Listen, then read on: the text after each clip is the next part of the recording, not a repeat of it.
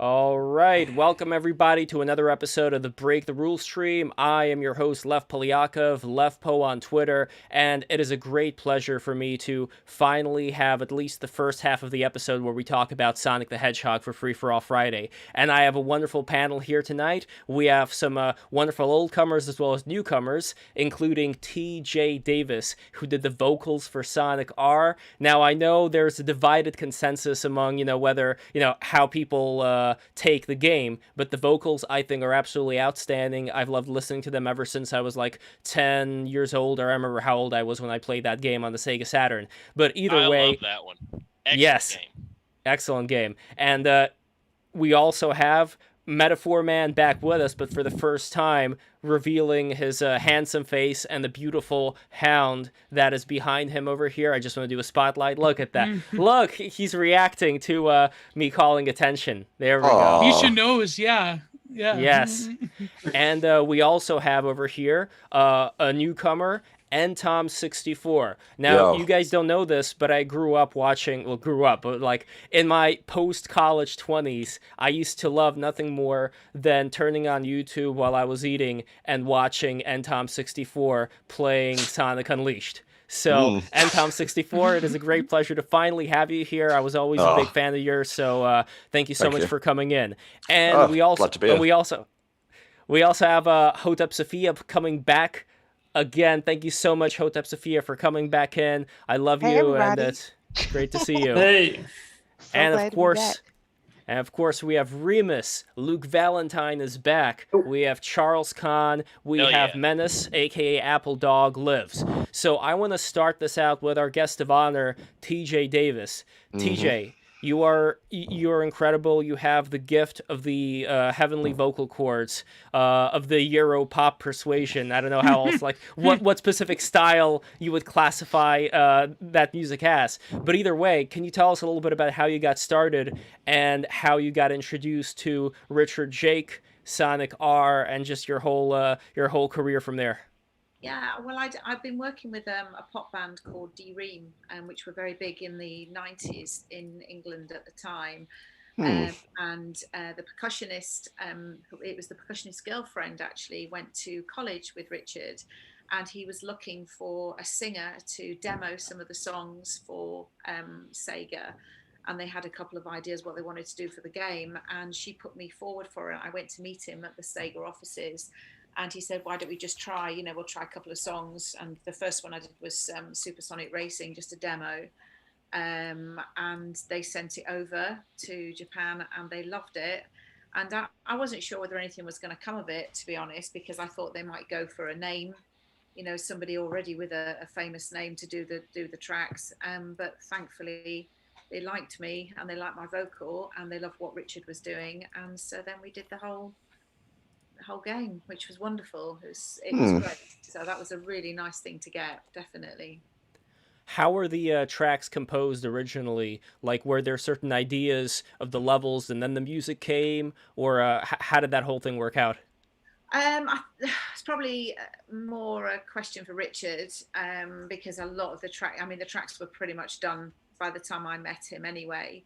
As far as I know, he was very aware of all the levels with the games and what he was going to do. I mean, we'd sometimes, when we were recording, we'd have the actual, so I could have an idea of the pace and the tempo of the songs as we were doing it. So, we'd have the game running at the same time. So, you sort of, then it makes you sing punchier, if you like, when you're watching this little hedgehog run around. And just the race, and I did actually I did all the, the go, and all those as well for the game.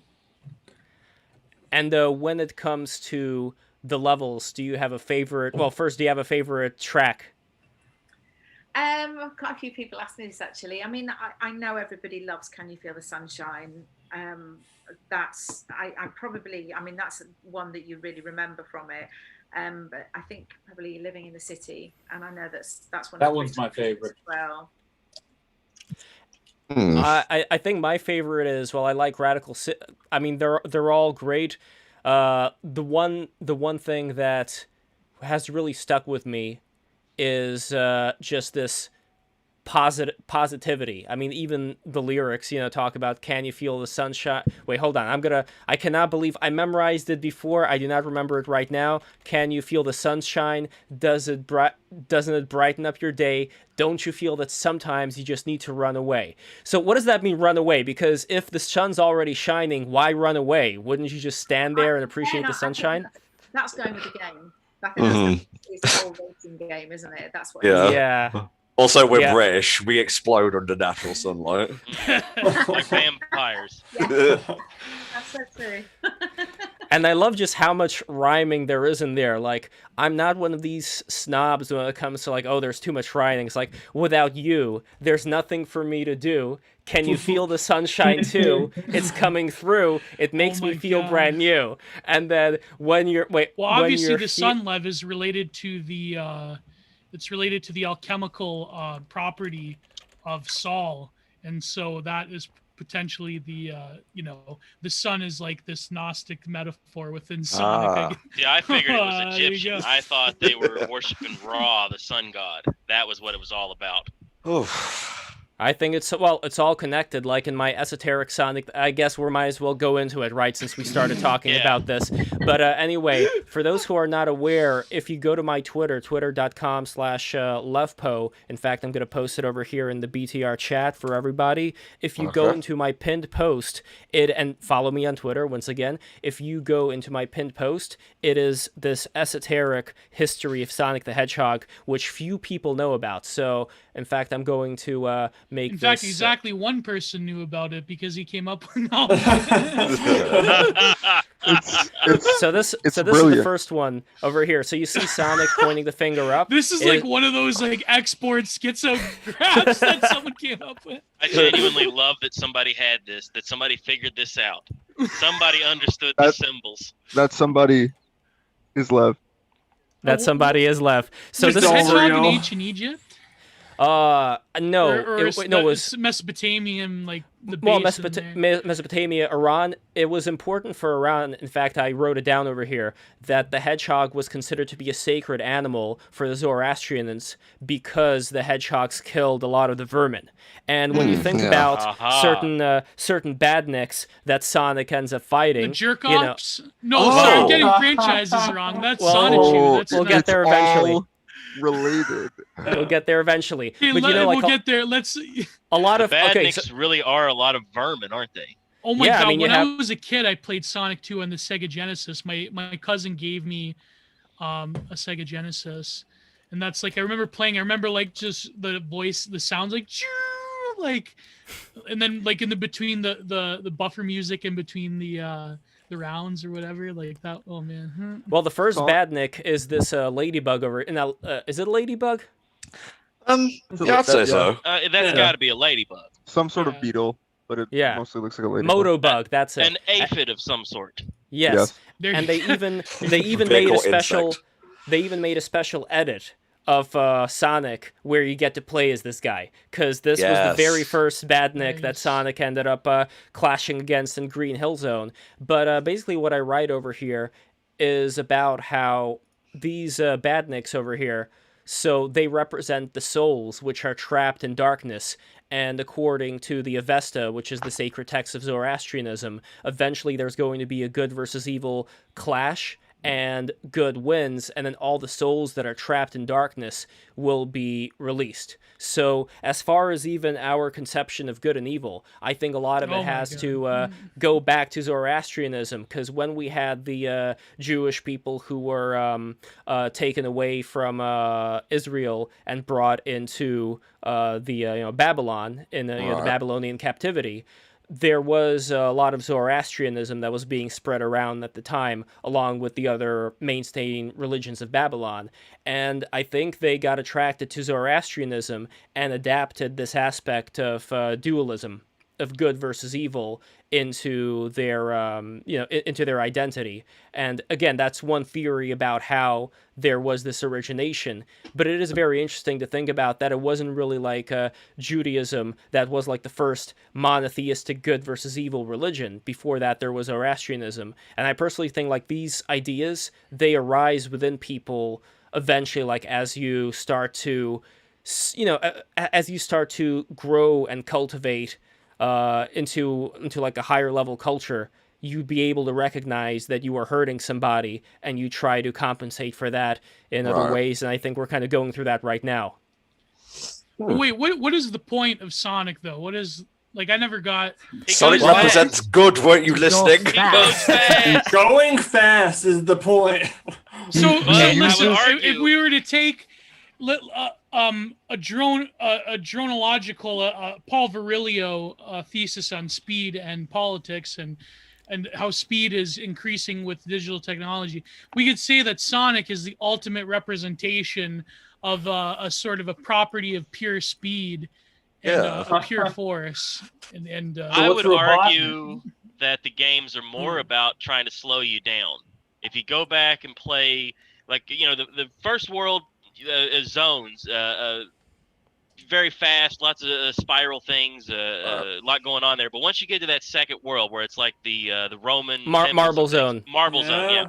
Once you get into the Marble Zone, things start to slow down. You've got to stand on the blocks. Yeah, it becomes a whole different thing. And I would argue most of the levels, the better levels, are a lot of stops and starts like that, where it's trying to put obstacles in front of you that are going to slow you down. And then there's loops and things. Yeah. Well, here's an example that the takeaway from this is that industrial society is going to slow you down. Sonic is here to fight industrial society and bring back the flowers and the animals and free them from the robots. He uses also speed to cleanse the land. Yeah, but it's also... Also, hi, everyone. Hello. Hey, Hero. Yeah, Hero. I think it's also, learning, like, self-control, because Sonic is the fastest, but you have to make him go slow. You know what I'm saying? Well, when he says gotta go fast, he's not talking about speed. He's talking about, fasting. Oh, man, you beat me to it. It is Lent. Yes. If you just stand around doing nothing, Sonic gets really pissed off. Is Sonic joining Kirby in the Catholic squad? Is that what's happening? Yeah, that's exactly what happens in Sonic CD. Sonic is more of a vitalist. He jumps off the screen and becomes Catholic. I always knew Sonic was based. What the rings represent halos. The rings, they do. Go.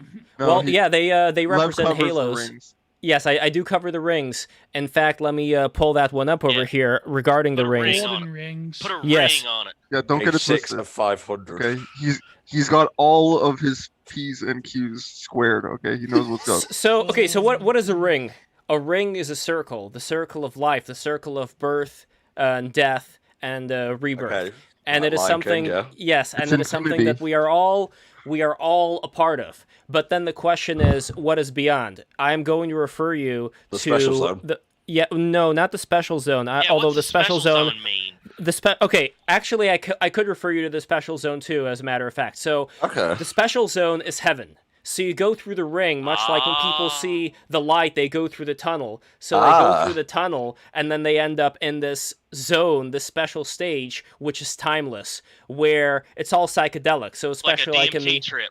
Exactly. So if you remember the Sonic 1 stages, it's just like these crazy birds and fish in the background. And another interesting thing, let me see if I can make a better picture of this. Here we go. Hold on. Does that work? Yes. So here is a comparison of the special stage to the Tibetan mandala. And you see it matches up pretty hang on damn now. well. With the emerald in the middle. Oh my god, it's real.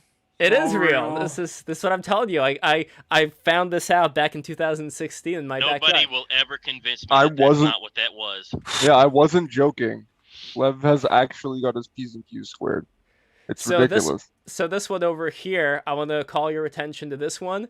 So this star over here, just like these stars that you see in these various the casino night zone, stuff like that, this is called the spiritual eye. And this is something that you would experience in a state of meditation, otherwise referred to as samadhi, where the subjective and the objective merge into one. So basically all the experiences that we're having right now here talking with us, I think that we are all an aspect of the same unifying thing that's experiencing itself in these different forms. So TJ Davis, you are also a part of me in a way, and I'm also a part of you. And through experiencing ourselves in these different lives, we have this limitation. And we were talking about limitation just now, I want to refer you to this thing that I posted above here. So Marble Zone, well, almost not exactly God. Marble Zone over here, the what do you call it? The original NTOM 64. Help me out here. What's it called? The beta? Is that what they call it? Yeah, beta test. Yeah. I just talk over video games, mate. You need a smart person. So I can try to explain. Before a video game is finished, they put out prototypes and beta tests. Yeah. And then they have like an alpha, and then once the game goes gold, it's ready to ship to manufacturing. That's how it works. Yes. So over here, you see UFOs in the background for Marble Zone. And what this means to me is that ancient civilizations, there's all this talk about ancient aliens and stuff like that. I personally believe that there are aliens out there, and there are ancient aliens, but they're humans, and they are us.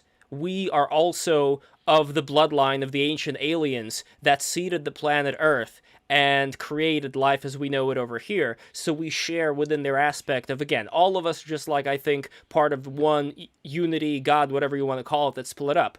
But when it comes to what do these aliens do? Well, what do humans do with their pets? Humans are supposed to look out for their pets, help their pet. Chow is an even better example. So NTOM 64, are you a fan of the chows? And TJ Davis, do you like chows? I like chows. Do you know the chows from Sonic Adventure? Sorry. No, baby things. That's okay. So I'll show a picture of the chows right now. Oh my God! Well, I do have a music-related question for TJ. Go for it. Yes, thank you. Oh my God! Okay. Normal scene. Thank God. Because when you were recording, is it kind of like how musical theater is, where you have to like try and get into character, or did you not really put that much thought into it? Yeah, I think having the game running at the same time when we were actually getting to sort of the finished vocals, but also the idea that you're thinking this is a racing game and you're having to it had to sound a certain way, and also even down to the accents, because there were certain things that I'm from up north in England, and the north of England, and I say certain things in a certain way, and they didn't want it like that. They want it slightly like dance. I say dance, and they want to say dance, so a little bit more American, so to appeal maybe to a bit of a universal audience. So little things like that, but it was definitely feeling that it was in character with the actual game, definitely. Now, have you done any sort of like musical theater or like games or such since then, or did you kind of go back into like regular music? Well, after that, I've always sort of worked with different bands. I worked with a Britpop band called Blur. Oh, yeah. And I also my first tour was Gary Newman, which was just that was. That's the here in my car, guy. And also D-Ream. I was still with D-Ream, the band who had a massive, quite a few hit singles, but a big hit with Things Can Only Get Better. And we toured quite a lot, so I was with them quite a bit.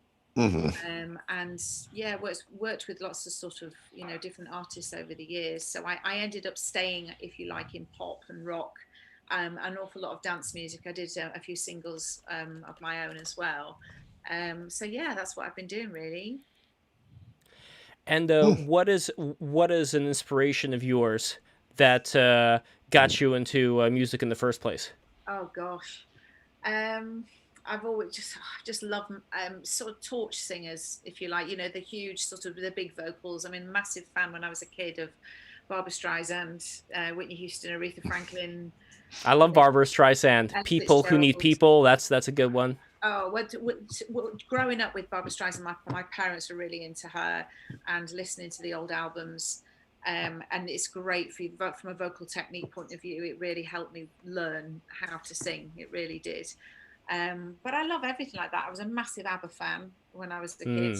Love ABBA. I mean, look, who am I to say, because I love your tracks, but like ABBA is just so sugary, so poppy. I don't know but again, there's something special to that, and I think this is why a lot of people resonate with Can You Feel the Sunshine, because they are longing for like this past, and I guess you could say similar to Back in Time, like the lyrics to Back in Time, I think, talk about a lot of things that people have on their minds today, where I think people always have this idea of like, back in the day, when I was younger, it was so much better, everything was so innocent and carefree and all that. And I think video games may also have a role to play there, because like 90s kids, we didn't grow up back like during the Middle Ages when they had like executions in the town square and horrible things like that. Get a bit serious though. Yes.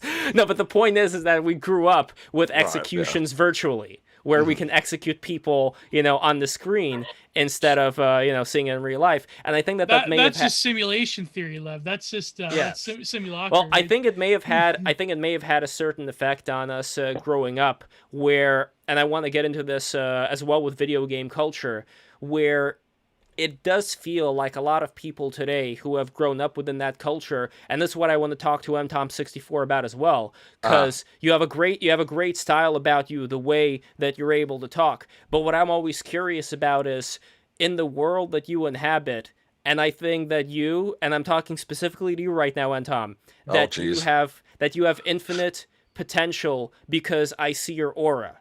I can see auras. I have that ability, and I can see your aura through the screen right now. No, I must go on. I must go on. Let the man talk, Lev.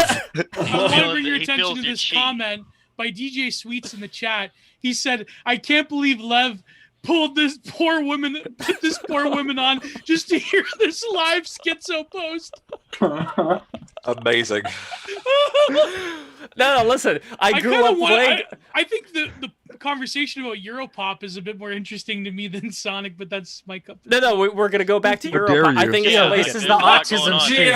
This is the Sonic. No, we're gonna get to that. Why? We're gonna get to why autistic people like. Gotta Sonic. go fast. I don't know. No. I can relate the two things together, because when you think about like Europop and the feeling behind that, it is almost like, it reminds me of this great anime that I recommend everybody watching to watch, called is it called Megazone 33? I don't know, Antom, am I saying it correctly? Do you know the one I'm talking about?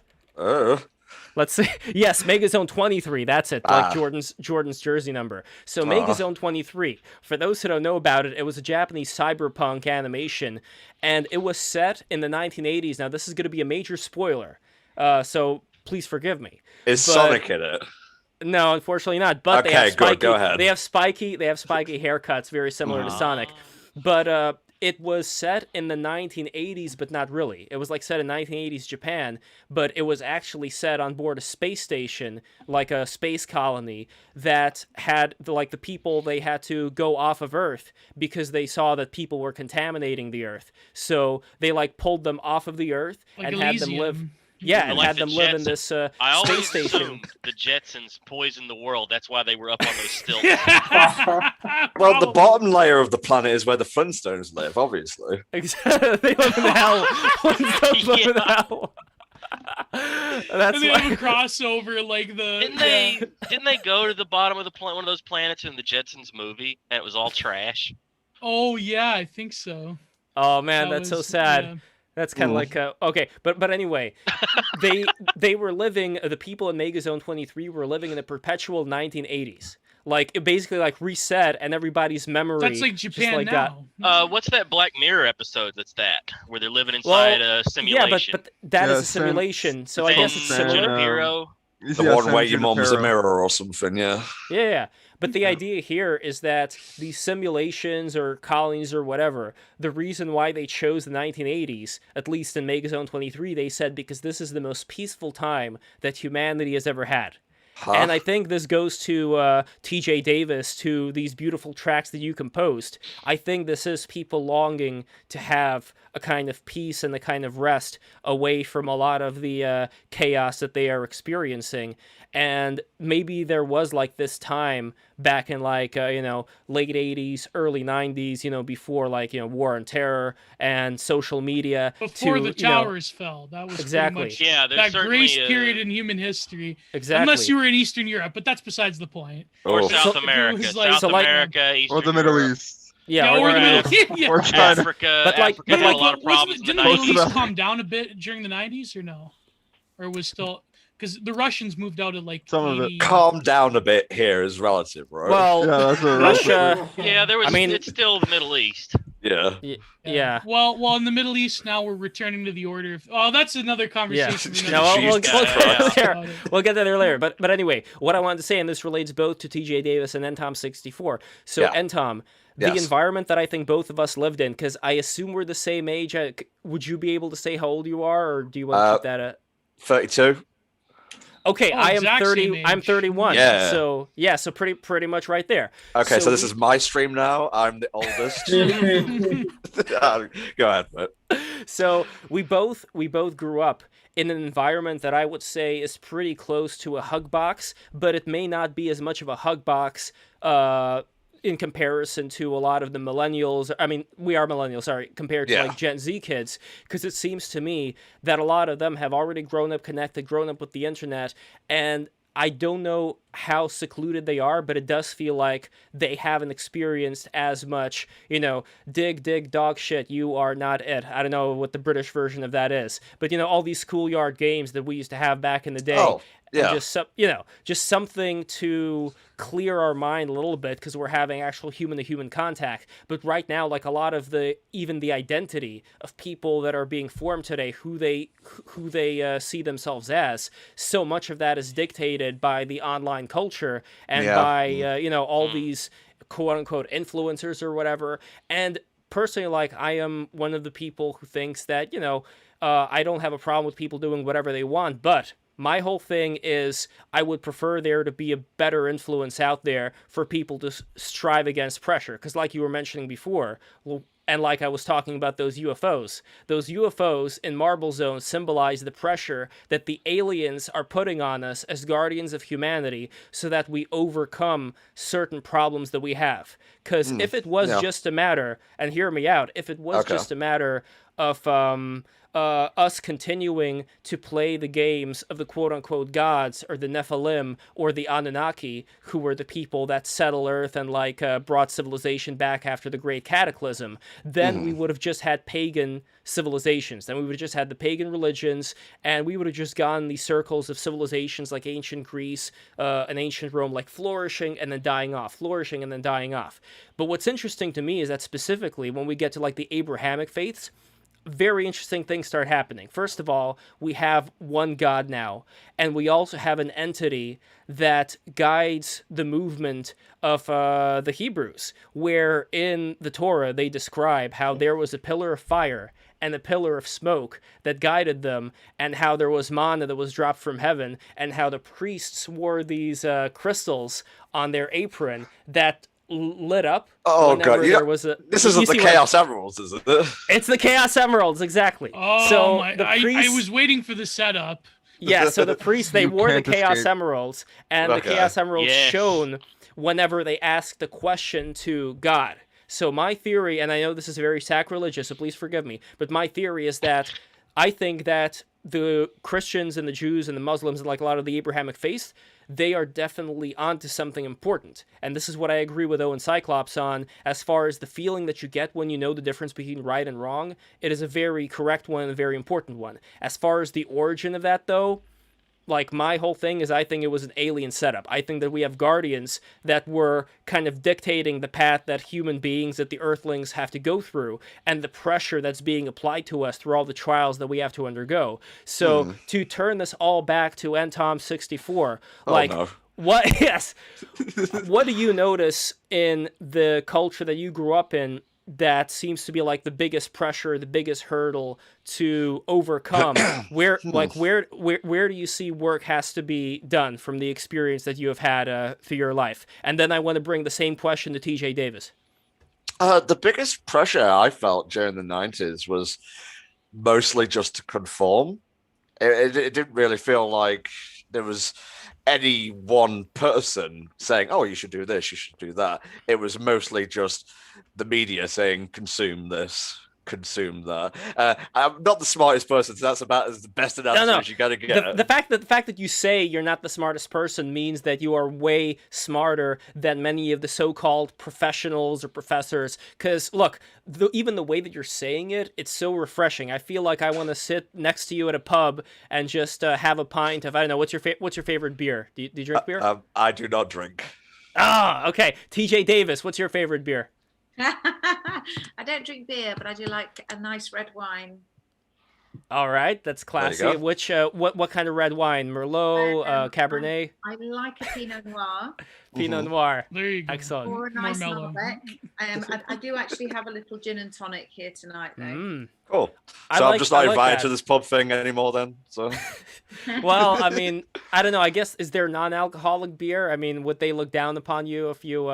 But what was that like? What was the choice that you made, Tom64, not to drink or not? Or I don't know. Do you drink or not drink beer? No, I don't drink. It mostly because I get addicted to things very easily. I'm not talking about like drugs or anything. I just mean like soft soda drinks and, well, when you know it, Sonic games.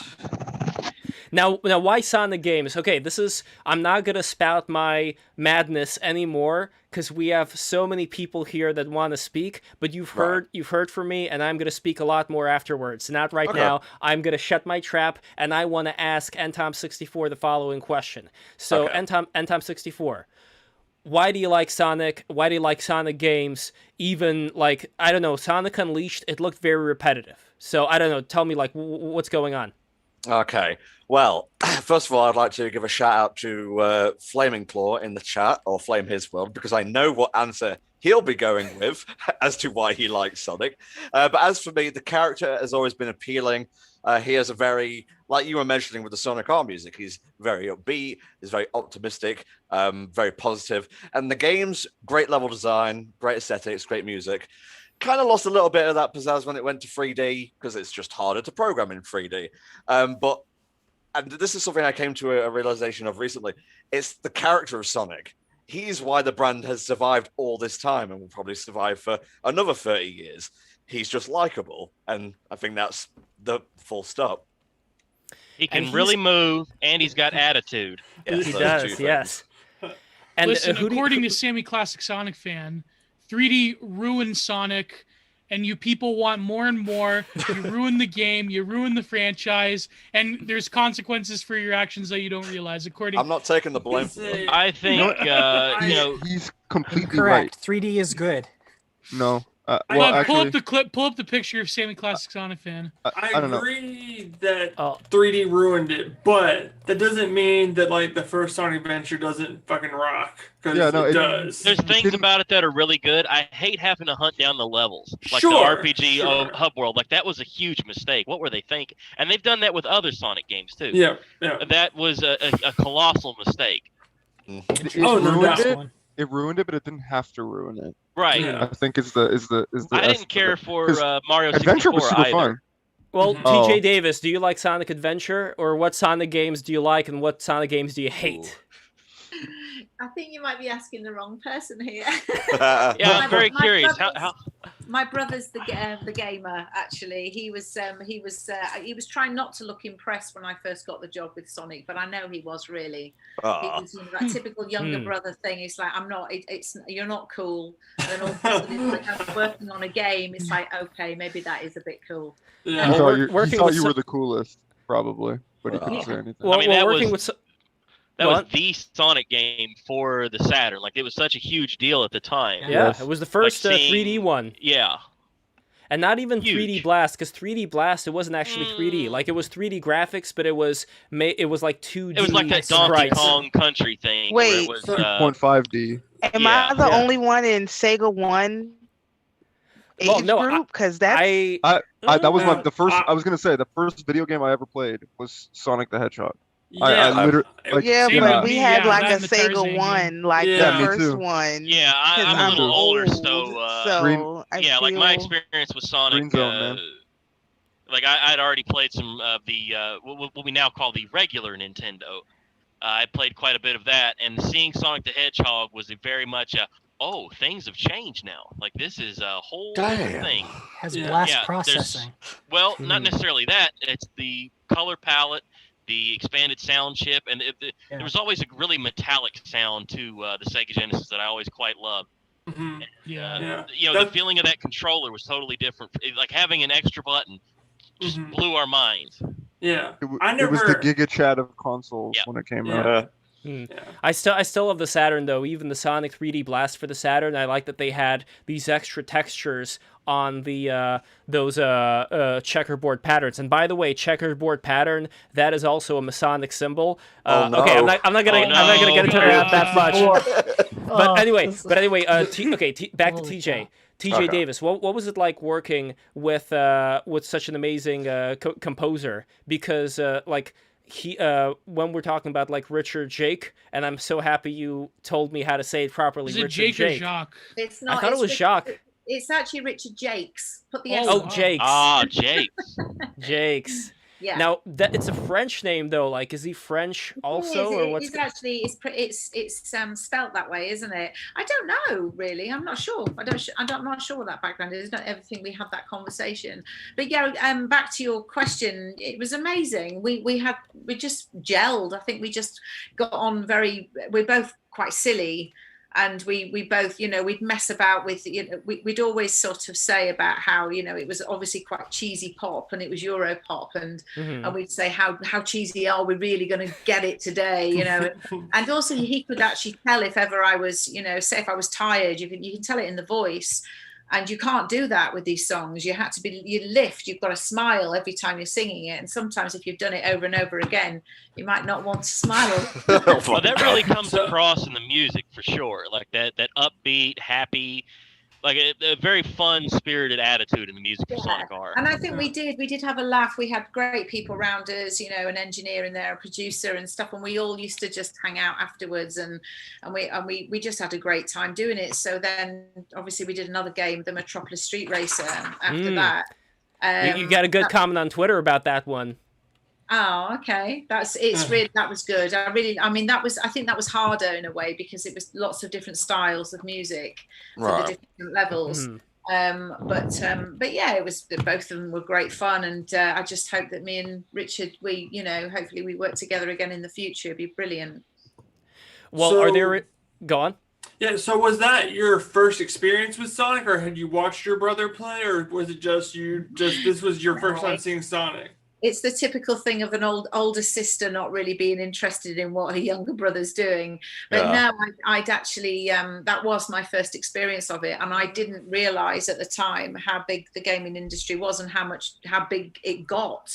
Yeah. And the fact, what's astonished me is what it's like now, and how all this lovely nostalgia for all these games. I mean, I don't think sometimes Richard will text me and just say, oh my goodness, have you seen how many people on YouTube are still loving Can You Feel the Sunshine? And that is a good song. I'm listening to it right now. Oh, it's great. It's like it awakened a primordial memory in me. All right, Richard, you don't need to brag. I was there too. So I'm looking at what's funny about that, TJ, is I feel like in some ways you have the video game industry has sort of in some ways consumed traditional entertainment avenues or art and entertainment. It seems that like a lot of kids now, they're nostalgic for soundtracks, and so instead of like a really great album, it's like the OST to a video game is like something that, me ostensibly I was never really a gamer, but it seems like there's that nostalgia factor in even something as like stock music for a video game becomes the medium from which you can express these sort of emotions, especially of a particular time period in that late 80s, early 90s. So I just loaded up the song, and as soon as I heard the first opening music notes, I went, I'm right back there, sitting there in the room. Sega Saturn's the hot thing. Like my cousin's got it, and he just got Sonic R, and it's like, hey, you got to come check this out, Charlie. And I'm right back there all over again. Yeah, just have that effect. I get lots of emails and even letters. People always say, and it's always really positive. Actually, there's something about it that's just always very I don't know, when people say that it meant something to them when they were growing up, and they go back to it, and they now listen to the, you know, the tracks in the car when they're driving to work. That's just amazing. And I'm just thrilled that I was part of it, really. I feel very lucky that I got the job, you know. And the gym, don't forget the gym. I used to love getting high and listening to Can You Feel the Sunshine and the Radical City theme while I was doing crunches. Lev, you were never blasting a Pantera in the gym? I'm not that kind of guy. I like listening to TJ Davis songs and Utada Hikaru. Those are like the two that I like listening to when I was in the gym. TJ, do you feel... oh, go ahead. No. Go on. No, I was going to ask you, do you feel that as an artist yourself, as a musician, do you feel like, are you in the same position as, say, session musicians that sell their music to like big artists? Like I remember this one interview with, what was his name? He wrote like a good portion of the Eric Clapton hits. JJ Cale. The Wrecking Crew guys?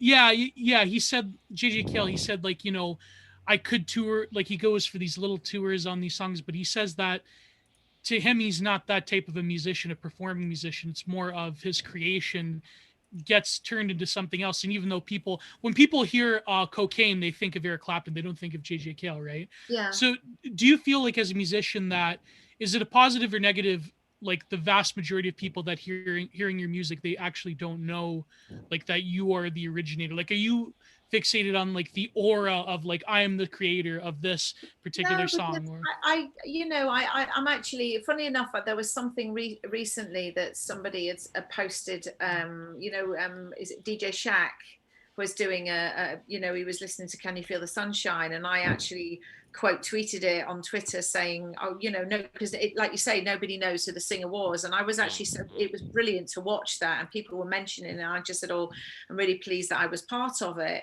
and I got some really lovely messages and stuff. But I mean, I didn't write the songs, I obviously just came in to sing them, and I like I say, I've always been quite astounded at how huge it actually is. I think it's a bit disappointing that there wasn't an album actually released, and maybe that is something that they could do. I think because the fact that it's been on compilations and stuff, but an actual album itself, I think would actually be good. And one thing that we have been talking about is actually doing some of these songs live. I'm a live singer. I would definitely buy a ticket. Yeah, there's a lot of like video games live, that sort of thing. Like people go for that. That's my job. That's what I do. I don't do an awful lot of studio work, to be honest. And I tour all the time.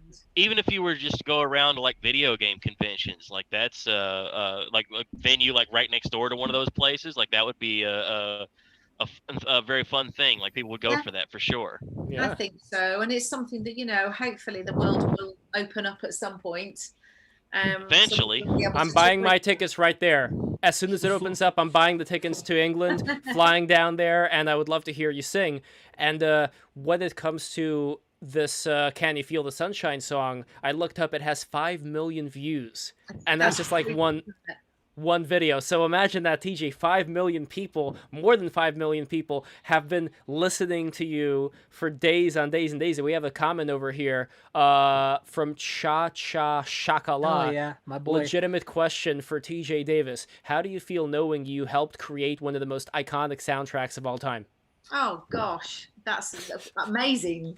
I mean, that just, honestly, it's fantastic to have been a part of something like this. It really is. And that's why I just want to, me and Richard have both talked about doing something with it. I don't think either of us actually realized how big it was going to be. So it'd be lovely to recreate that, and a lot of people did ask when the film came out last year, or was it the year before? Yep, that was last year. I had quite a few people sort of saying, why were you guys on it? And it was, if they'd have asked, we'd have done it. No, it would have been much better to have your songs than like the studio. Anybody could just grab like a famous studio song if you're a big studio and use that, and everybody expects that. If they would have used that one, it would have just generated a lot of internet buzz, and they could have gotten those 5 million people, just like that. I'm going to put it out in the ether right now. Sonic the Hedgehog 2 is happening. They need the Sunshine song. Plus, we need to get a movement going for like a Sonic R remake. That's what we need to do. Why not just re-release it as is? Like it had such a fun, like low poly look. Like that sort of thing's hot right now. Yeah. It was on PC. Like I remember playing it on PC. Somebody had it there one day, and I was like, "Oh man, check this out, Sonic R." Well, I have a good N-Tom64. comment actually. This is the comment from the video that has 5 million views. Sega was really the master of music during the 90s and made like hopeful electronic / techno house Euro dance music. Needless to say, the Sonic games of the 90s had incredible soundtracks, and all in-house produced Sonic games always paid close attention to their music. They used to own the arcade and Luxor Casino Hotel in the GameWorks in Las Vegas. Going there as a kid, really like stepping into the stylish future, seeing that you wanted to stay in there forever. Sega may not have had the best gameplay, but boy, they were audio and visual aesthetics amazing, especially for that era. And the very top comment on the video is, I think it has like almost 3K likes. The line, it makes me want to survive, implies the default state of being is craving death. Well, I mean, probably. I mean, Sigmund Freud, right? Shadow the Hedgehog. Shadow the Hedgehog. Yeah. There it is. I was gonna say, what was the Christian equivalent? Blake was the black. Oh one? yes, Blake. Oh god. Man.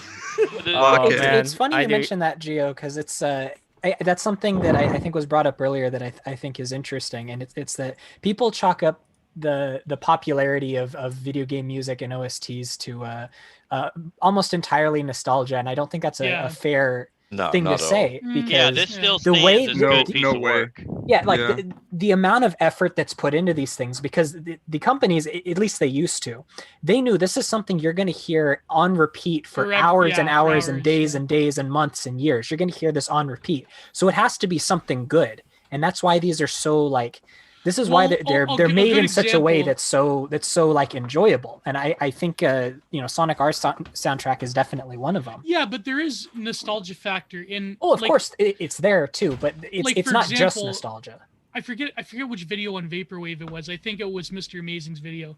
But like for example, you have like Blank Banshee, the famous album. What is the beginning of that album ostensibly? It is the Windows 95 into a bass drop.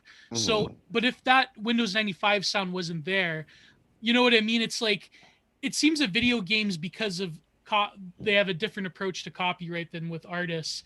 It seems that like a lot of remix culture and DJing has gone into like taking these old video games, like from Sonic R and elsewhere, and sort of playing around with them. I think because Sonic R had such a Europop, like Eurodance vibe at the time, that it's very easily accessible for like modern DJ culture to like just take it and be like, can you feel this? Imagine a rave party, a foam rave party. There has been rave parties. Probably.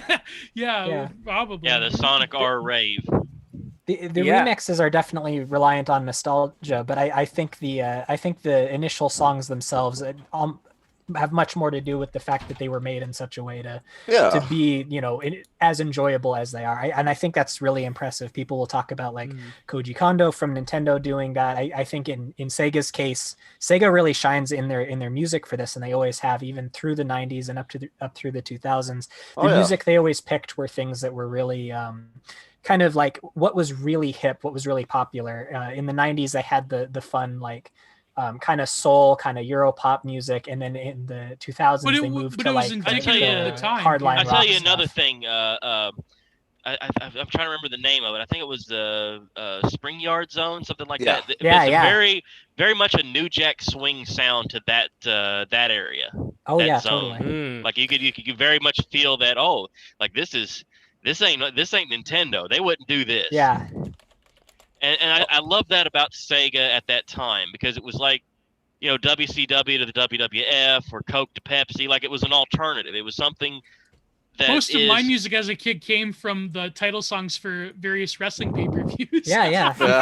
What is it? That's how I discovered Mario and the deadly game. Yeah. Well, like even Mario had a Control by Puddle of Mud, Survivor Series, 2001, Alliance versus WWE. And then Hotep Sophia, you remember when you were playing Sonic 3, the soundtrack for that one, that was like Michael Jackson. Like Michael Jackson worked on. It was definitely like great. I mean, I remember more so like I remember a lot of the music, but I hadn't even. Now I'm like, oh, the songs had names. Like I hadn't even thought about that. I know this is like you guys sing. Like I just like watched the game. I didn't think about like all of the stuff that has to go into it. And now just like how they make these games now, no wonder they're so like big of a deal when they flop, because can you imagine how much money you have to spend like some of them paying are the artist and hundreds of millions of dollars. Hundreds of millions. It's why I'm very impressed by the small scale games like Sonic Mania. Sonic Mania was such a masterpiece of a video game because it was so much smaller scale, but at the same time they were doing new stuff, and so usually like the path of it was like the first level would be like, all right, we're taking you back to an old world. Here's all the same kind of gimmicks and stuff you saw before. Ooh, and then the second level would be like, all right, now we're going to do something new. Now we're going to add something else. Like the chemical plant zone, they had Green Hill 2. I want to challenge your assertion about Mania a little bit, because I think it was I think it was so good because I think that heavily relied on nostalgia. Like you said, half of the levels were old levels, and they made it to feel exactly like the old games. The exact same level layout. They would add. They would do the same gimmicks. Yeah, but like on that second chemical zone, they did where you jump on the thing and it changes the color and you could bounce on it. And then if you change the color again, right. But the point is the groundwork was kind of like done for them already. They had a lot of new ideas in there as well, and the aesthetics looked great, but it also wasn't the current incarnation of Sega working on it, which is also probably why it was so good. I think some of the most I hate to say stuff was the original levels. They had some very, very colorful and interesting stuff in there. Like the new levels were great too. Like what's that one, Garden Press Zone? That one's fantastic. That's the one I was thinking of. Where it's like Zone, it was like a printing press and papers everywhere. Like it was very well designed. And then it was like an ice level, the second version of that one, like a Japanese style one. That one was really cool. But when it comes, but when it comes to like first levels, if I were to design a Sonic game, I would flip it up. I would have the first level be like a desolate ice wasteland, and I would love for TJ Davis to do the song for it, where you would sound cheerful, but you would be just singing like the most depressing lyrics of all time, just like really 19... go full like a Torch song, but Eurobeat. Exactly. Like singing about how Tails just died of frostbite or something. Like really go big, James Bond. Shirley, what's the girl's name? The one that did Goldfinger and Diamonds Are Forever. That girl. Shirley Bassey. Like go really hard with that kind of song for Sonic the Hedgehog. God, I just listened to Back in Time. It's like literally that feeling, nostalgic for a place you've never been. You know, I've literally had that feeling while listening to it. It's amazing. Well, that one, I think, echoes our thirst for ancient civilizations, at least my thirst for finding out what's going on going on there. And they had, like, Knuckles, like, ancient Knuckles statues in that level Wasn't design, there too. Sonic games that were in, like, ancient ruins or something? So the first Sonic the Hedgehog game, Sonic 1, you go to the Marble Zone, you go to the Labyrinth Zone, and even that last zone, it sort of flip-flops, because you would go to, like, these futuristic places. And the last zone, I think the first two zones were like a futuristic thing, and then the last one was another like a labyrinth zone, and then that takes you to that final zone where Robotnik is. Well, it was like a gray labyrinth zone, it was which like was really weird to me. Labyrinth zone, and the water was purple. Yeah. Yep. So it's almost like this was the part that was built under was it Metro? No, it was called. Well, anyway, the factory. See, this is why you're on this panel, and Tom64. Do you see now? Do you see? There's a method to the madness. So anyway, Scrap Brain Zone was built. No, not Yard. That was Spring Yard Zone. Spring Yard, yeah. So anyway, Scrap Brain Zone was built on top of that part of Labyrinth Zone, which is why it's all like gray and purple, like toxic water. You know, like everything's just been rubbed off of it, and like the pollution has been absorbed into the rocks, so that's why like that part is gray and purple. At least that's my theory why that is the way that it is. Yeah, I imagine that they had polluted it, and that underneath it was where Robotnik's secret lair was, like underneath these old ancient ruins, that sort of thing. But that's as good a theory as that. they expanded on that theming in like CD with the like, you know, alternate future things where like Robotnik takes over, or like the good future where like, you know, things are restored back to normal. They explored that a bit further in that one. Yeah, that's quite the video game. That like Sonic CD feels like this alternate to Sonic 2, because Sonic 2 was developed by the guys called the Sega Institute in the States. They made a certain amount of video games here, and then Sonic CD was made by the team that made the first Sonic. That's why it feels so much more like that first one. Yeah. Very interesting that Sonic forked off like that. Yeah. See, the other thing is the soundtracks for that game. The American and Japanese versions are very different, and they're both really phenomenal. Those two have amazing soundtracks. Is that the Sonic Boom? Is that the one? Yeah. I love it.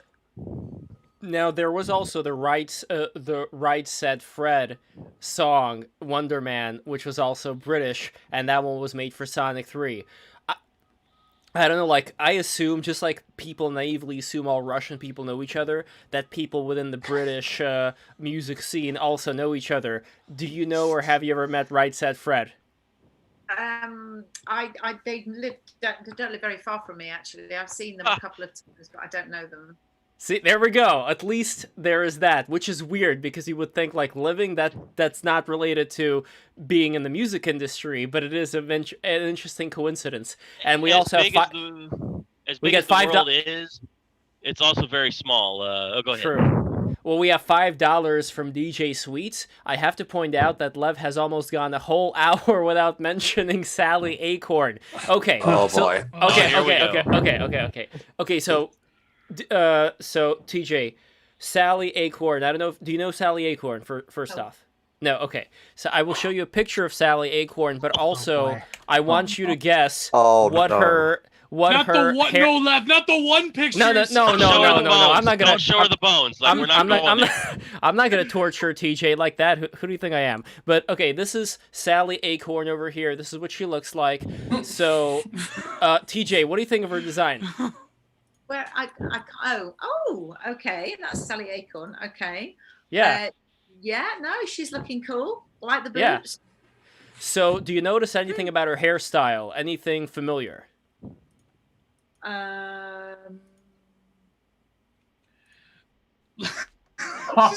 Just explain it, please.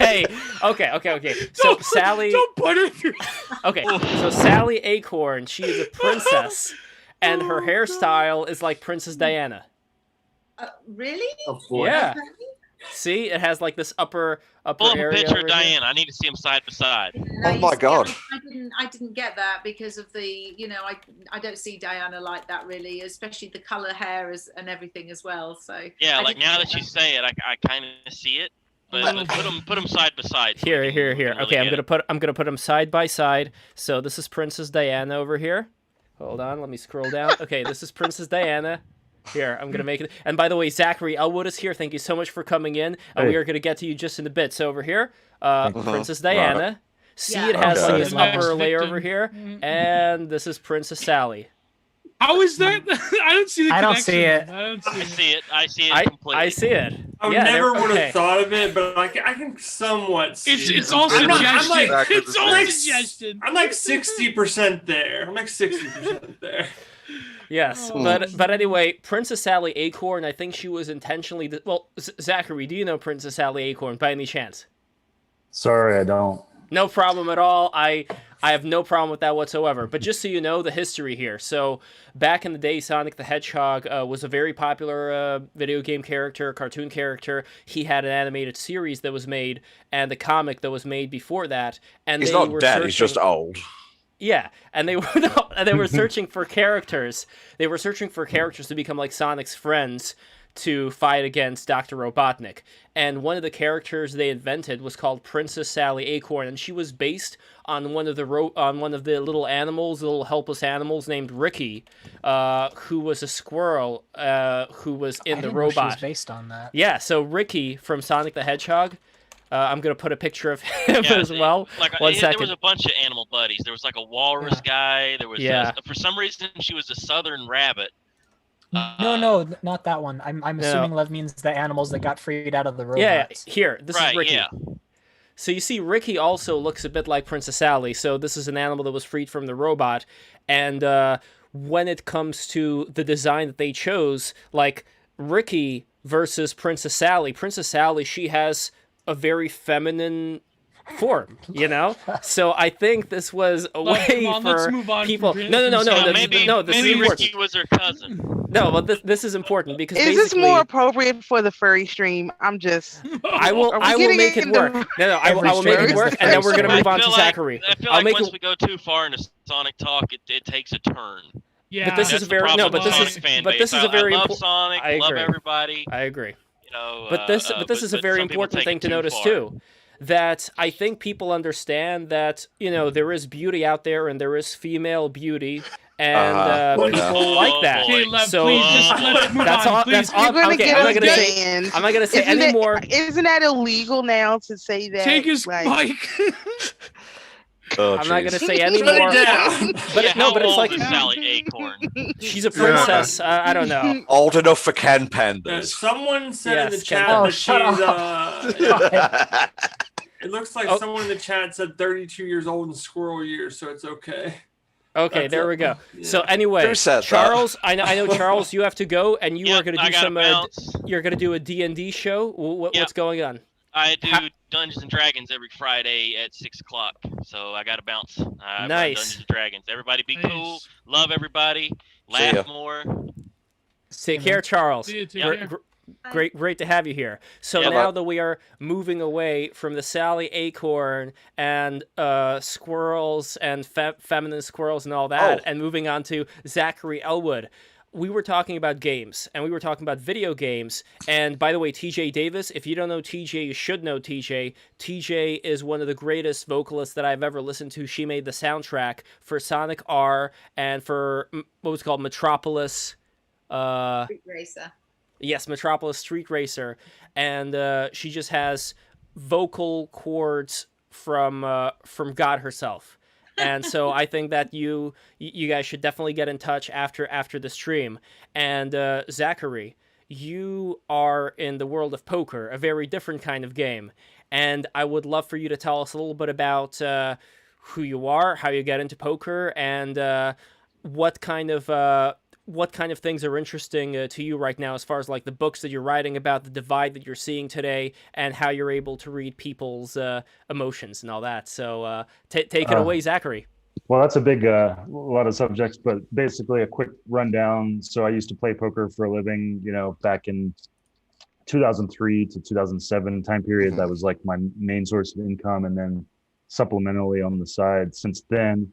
And then I wrote some Poker Tells books starting in 2012, mainly because I'd been disappointed for a while that there weren't any good Poker Tells books out there since Mike Caro's book, which was like a classic from the 1980 or so. And so I was motivated just by knowing stuff and talking to other poker players. And I knew that there were things that people knew that weren't out there in the world. So that was what led to me writing the first book, and that was really well received. And I wrote a couple other books. I've had one on verbal poker tells, specifically like breaking down statements and stuff.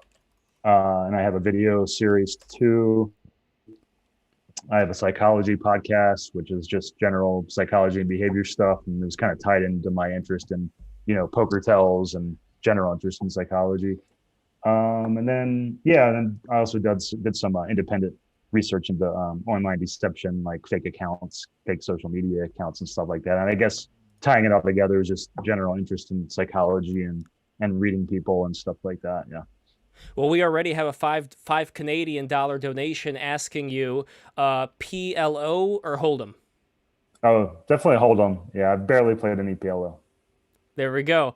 And a recent article of yours was about social media and this is not a recent. This is November 18th. But it writes over here, I've had psych and social media researchers tell me my piece on how social media divides us includes some psych studies they've never seen referenced before in context of social media events, including this 1955 Gerard and Dutch one. So this one, social media makes us stubborn. And I want to load up your How Social Media Divides Us article over here. The psychology behind how social media may be increasing polarization. So I think I'm not the only one who feels this way. Like, I mean, TJ, you're from an earlier generation, as am I and Ntom64. But for all the Gen Zers, like Metaphor Man, you're Gen Z, right? You seem pretty young now that I see your face. What's the cutoff for Gen Z? Because I actually don't know. 96. That's 96. No, starts 97. Okay. 97. Yeah, I was born in 91. I'm 29. Oh my God. I feel so old over here. I'm Generation X. No, you are. I'm a millennial. I'm right behind you. I'm almost always the oldest person on the stream. So when it comes to being polarized, you're right over here. When the subject of political polarization is brought up, some people have the response, of course we're polarized, and that's how it should be because the other side is horrible. So, like, this is something that everybody else may recognize as well. Like, Geo, would you be able to also comment a bit on this polarization? And do you think that now, 2021, maybe we're already getting a little bit tired, or do you think we're going to get even more polarized? How do you see things, buddy? Well, did you put the link? Oh yes, let me. In the chat? Yeah. Oh yeah. Yes. Ending. Okay. Did you put it in the? Here we go. That thing's pretty long, and I'm actually today working on a shorter version of it because I got feedback like it should be more consumable, and I kind of agreed. There was a lot of stuff in there. Like make it shorter, yeah. I think it's interesting you mentioned polarization because in some ways the debate should really be about, is it a new thing that is brought about by the various what they call an acceleration hyperstitional forces of social media, like making these narratives into reality, or is it just revealing what's already there in a more like intense sort of simulation form of it?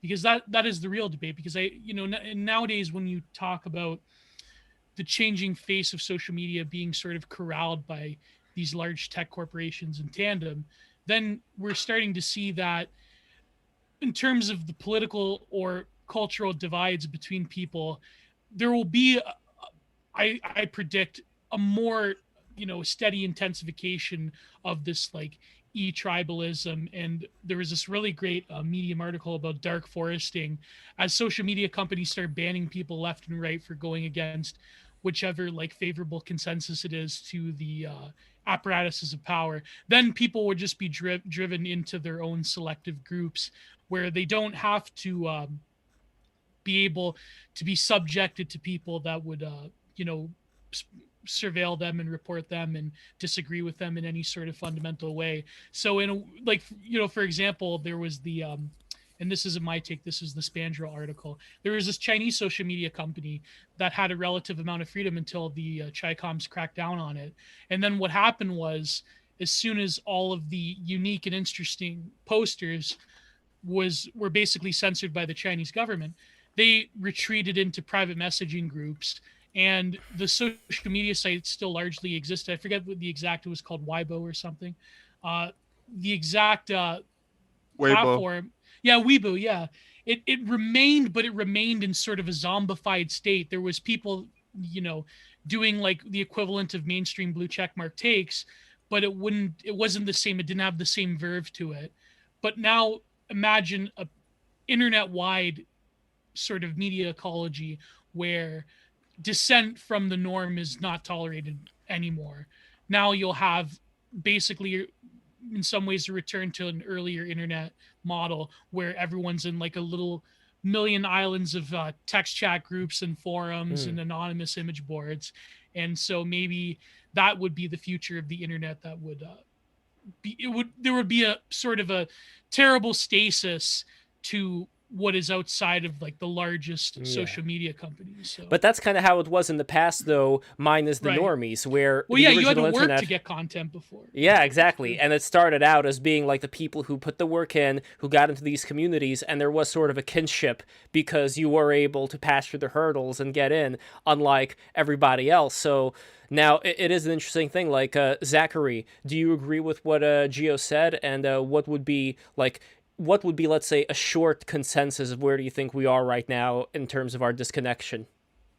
Well, yeah, I think when I wrote that piece, I focused on, I think what doesn't get a lot of attention is the inherent aspects of the internet communication that can lead to more extreme views and more animosity, group animosity. Because I think a lot of the focus, like on these documentaries, like the Social Dilemma and some other ones, there's a lot of attention on like product choices, like algorithms or whatever. But what I don't see people doing is focusing on inherent aspects of the internet that tend to lead to, you know, bubbles of thought, and also animosity producing interactions, like the fact that the internet is distant. You know, it makes people more likely to insult each other, and insults lead to group grievances, like feeling insulted makes you cling more tightly to your group, you know, all these. And that's what I examine in that piece, because I don't think that stuff gets a lot of traction. And I think there's a reason for that, because when you see these talking heads on like these various documentaries who are like, they're experts in social media or whatever, these people are trying to get jobs. So they're not willing to examine the inherent aspects of the technology, because if you recognize that there are inherent aspects of it that may lead to these problems, you know, they'd rather phrase them in terms of product choices, because that means like, well, if I'm an expert, I can solve that with various other product choices, right? They don't have an incentive to examine the inherent aspects of like how these things may be impacting us. And I think that was why I wrote the piece, was because I feel like those elements, those inherent aspects, whether it's like a million message boards in the early days of the internet, or, you know, what we have now, there's certain dynamics, you know, that are at work, and I think they're just more and more amped up the more people use these technologies, and that's what I think is interesting. I would love to ask TJ Davis as well, because like you said, you're Gen X, so you had experience living in the life without a lot of this chaos. So what would be your take, like, coming on when did you come on social media, by the way, approximately? Like, when did you really start using it? I was quite late to it, to be honest, because I balked against the Facebook thing. That was a lot to do with the fact that somebody had been on there impersonating me, and I couldn't get it closed down because I wasn't on Facebook to close it down. And so by the way, Zachary, her song "Can You Feel the Sunshine" has 5 million views on YouTube. Okay, just so you know. Check that out. I'm gonna check that out. Yeah, so I didn't want to go on there, and I wasn't that sure. I was a little bit sort of suspicious of it, and it wasn't until I sort of started looking at Twitter, and that was only around about 8 years ago, really. I wasn't that interested at first. It was a sort of a brand new world. I sound really old when I say that, but again, I wasn't used to it. It's the same with people turning up to live gigs, being able to film everything, record everything, take photographs. You know, you were lucky if back in the day, back in the 90s, if anybody even had a camera on them. You know, nobody took anything home with them, really. Yeah, so it has been massive changes, and it's just getting used to it, you know, really. I enjoy Twitter, but I've managed to stay off everything else, really. There was that documentary that Geo, I think you saw the entire thing. I just got to episode 2 right now. I think you know the one I'm talking about, right? The Adam Curtis one? Yeah. Yes, the Adam Curtis documentary. So I am up to the part where they are talking about like MK Ultra and how they want to see, you know, if they can make people erase their memory and replace it with something else. But it turns out you can't just replace it with something else. But now you can destroy, but you can erase, but you can't improve. Exactly. Yeah. But now we have the internet, where the consensus, I guess, from the documentary, at least I'm seeing so far, is that people's minds are pretty malleable. And when it comes to how to direct people, you know, this mass communication, it's able to achieve that effect. But my question is, how much of that is like people just naturally going into their own, like, you know, these people go into the furry community, these people go into the whatever community, and how much of it is like direct planned action from, you know, some think tanks or organizations that want to get people believing a certain thing in a certain way. Yeah, well, I don't know. Like, that's always like, I'd never want to put my hat in the full ring of saying everything is pre-planned, because there is so much chaos going on all the time. But at the same time, if you do have enough money, if you do have enough influence, I don't see this being beyond the realm of possibility. So, I don't know, Zachary, in your research, do you see there being an element of both in play? And how much would you say would an element be of trying to social engineer people to act a certain way? I mean, I think these kind of, you know, ideas that there's a lot of people with specific, a lot of big groups like conspiring to do things. That stuff does not ring true to me. When I look at the world, I see a bunch of people interacting in very chaotic ways, and it's very hard to predict. First of all, it's very hard to plan something with more than a few people. Like, people always talk about plans. It's so hard to have a even a few people conspiracy, because somebody's going to get angry at somebody and talk. I mean, it's so easy to record things these days for all these various reasons. It's pretty hard to have a decent sized conspiracy. So I tend to think those kinds of things are not likely. But what I do see is many people trying to make various choices that they think are best, whether it's like social media trying to make the best, decisions to make them the most money, and they're never going to please everyone. I think that's the thing. Like, we've gotten to a point where so many people view the lens through such a animosity filled lens. Whereas I look at the world, I just see a bunch of people trying to make their best decisions based on their philosophies, and they interact in chaotic ways. And that's the other thing. You're never going to please everyone. Like, the fact that, the basic problem of how do you police, how does a site police its content or its speech? I mean, no one is ever going to be pleased. Not everyone is, you're always going to be pissing off a good percentage of people no matter what choice you take. So at the end of the day, it's kind of arbitrary, in the same way that I find a lot of government decisions arbitrary. At the end of the day, they're going to piss off a lot of people no matter what you do. It's like, I feel like everybody's expectations are so high for everything. And it's because we've got to this point where, like, everybody is filtering things through a lens of, like, how are they out to get me? Whereas I just see a bunch of people randomly interacting and trying to achieve various philosophies. I don't see, for people I disagree with politically, they have reasons for what they do. I don't immediately jump to the worst interpretation of what they're doing, but I think that's what many people do these days. They're immediately filtering it through, like, how are they trying to screw me or my group, and I just, I can't relate to that stuff. If I could propose just one counter argument, it would be not so much that things are hidden. I completely agree that things are so open right now, but I do believe that there is so much information that, in a way, it becomes security through obscurity by the fact that there is so much things for people to take in. It's not going to be info something overload, people won't be able to scrutinize and go through every little piece of whatever, and at a certain point, if people are receiving an overabundance of a particular signal, even if somebody is trying to say, like, hey, why don't we pay attention to A, B, and C, there is just all this D, E, F, G, all this other stuff that's going on that they wouldn't really be there, or if they were to be listened to, they'd be listened to just like a room full of, people, like that old Marx quote, like, I would never be a member of a club that would have someone like me as a member. Like, they would only be the member of the people who would be welcome to having something be said that otherwise would just be obscured, not by somebody, silencing them, a la House of Cards, but, just ignoring, just like, we have all this stuff we got to do. Sorry. Go ahead. Sorry, I just wanted to say I'm going to have to leave. Sorry. Well, TJ, I'm so thankful for you being here. Thank you so much. And by the way, how can people support you and your music? Where can people go? Just keep a check on Twitter, really. That's my main. I've got my website as well that I'm supposedly updating at some point. But Twitter's a good one because I always sort of announce anything I'm doing on there. Once the world opens up again, hopefully I'll be doing live music again soon. But thanks. I cannot wait for that. And here, follow TJ on Twitter. I am putting her Twitter account in here, so please follow TJ on Twitter. And TJ, you are wonderful. I appreciate you so much for being here with us. So thank you. Really nice to meet you all. Thank you. It was great to talk to you. Thanks a lot. Bye-bye. Bye-bye. Thank you. Yeah, Lev, I was going to say that yes. What you're saying is completely accurate, because I just had this conversation with my dad and about this whole mask situation, and he was trying to tell me, well, there was an outbreak at the gym, and I said, Dad, that's not how it works. It just doesn't work that way. So I said, well, how do people get normies?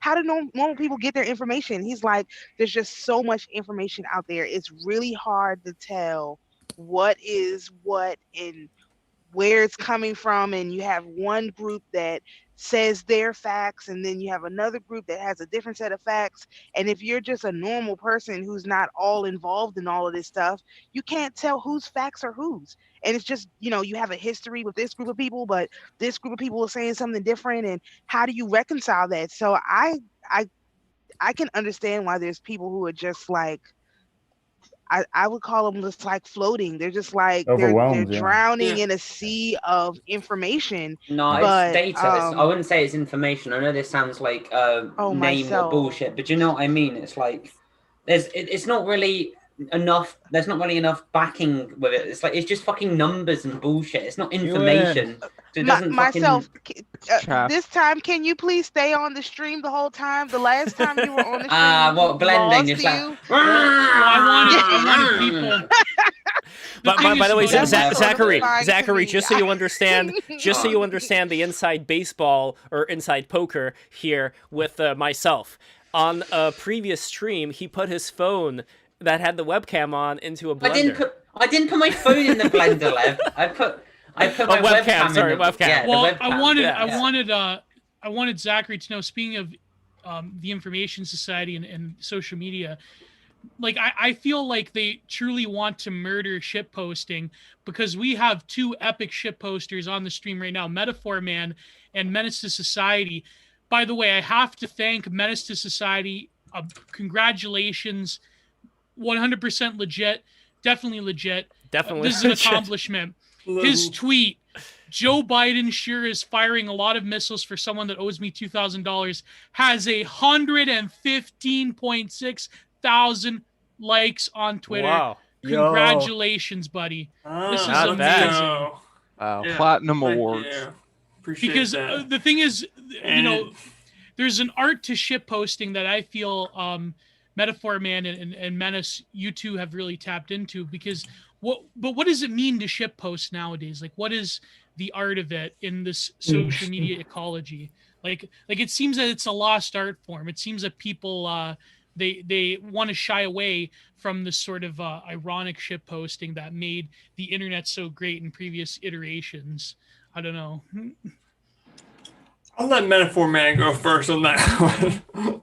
I don't know, dude. There's like a template, right? Like whenever you see something on when it says like funny tweets or something in the search bar, and you look through it and it's just like the most generic dumb garbage you've ever seen. Like at no point would anyone with two brain cells rubbed together be like, yeah, that was funny, that made me laugh.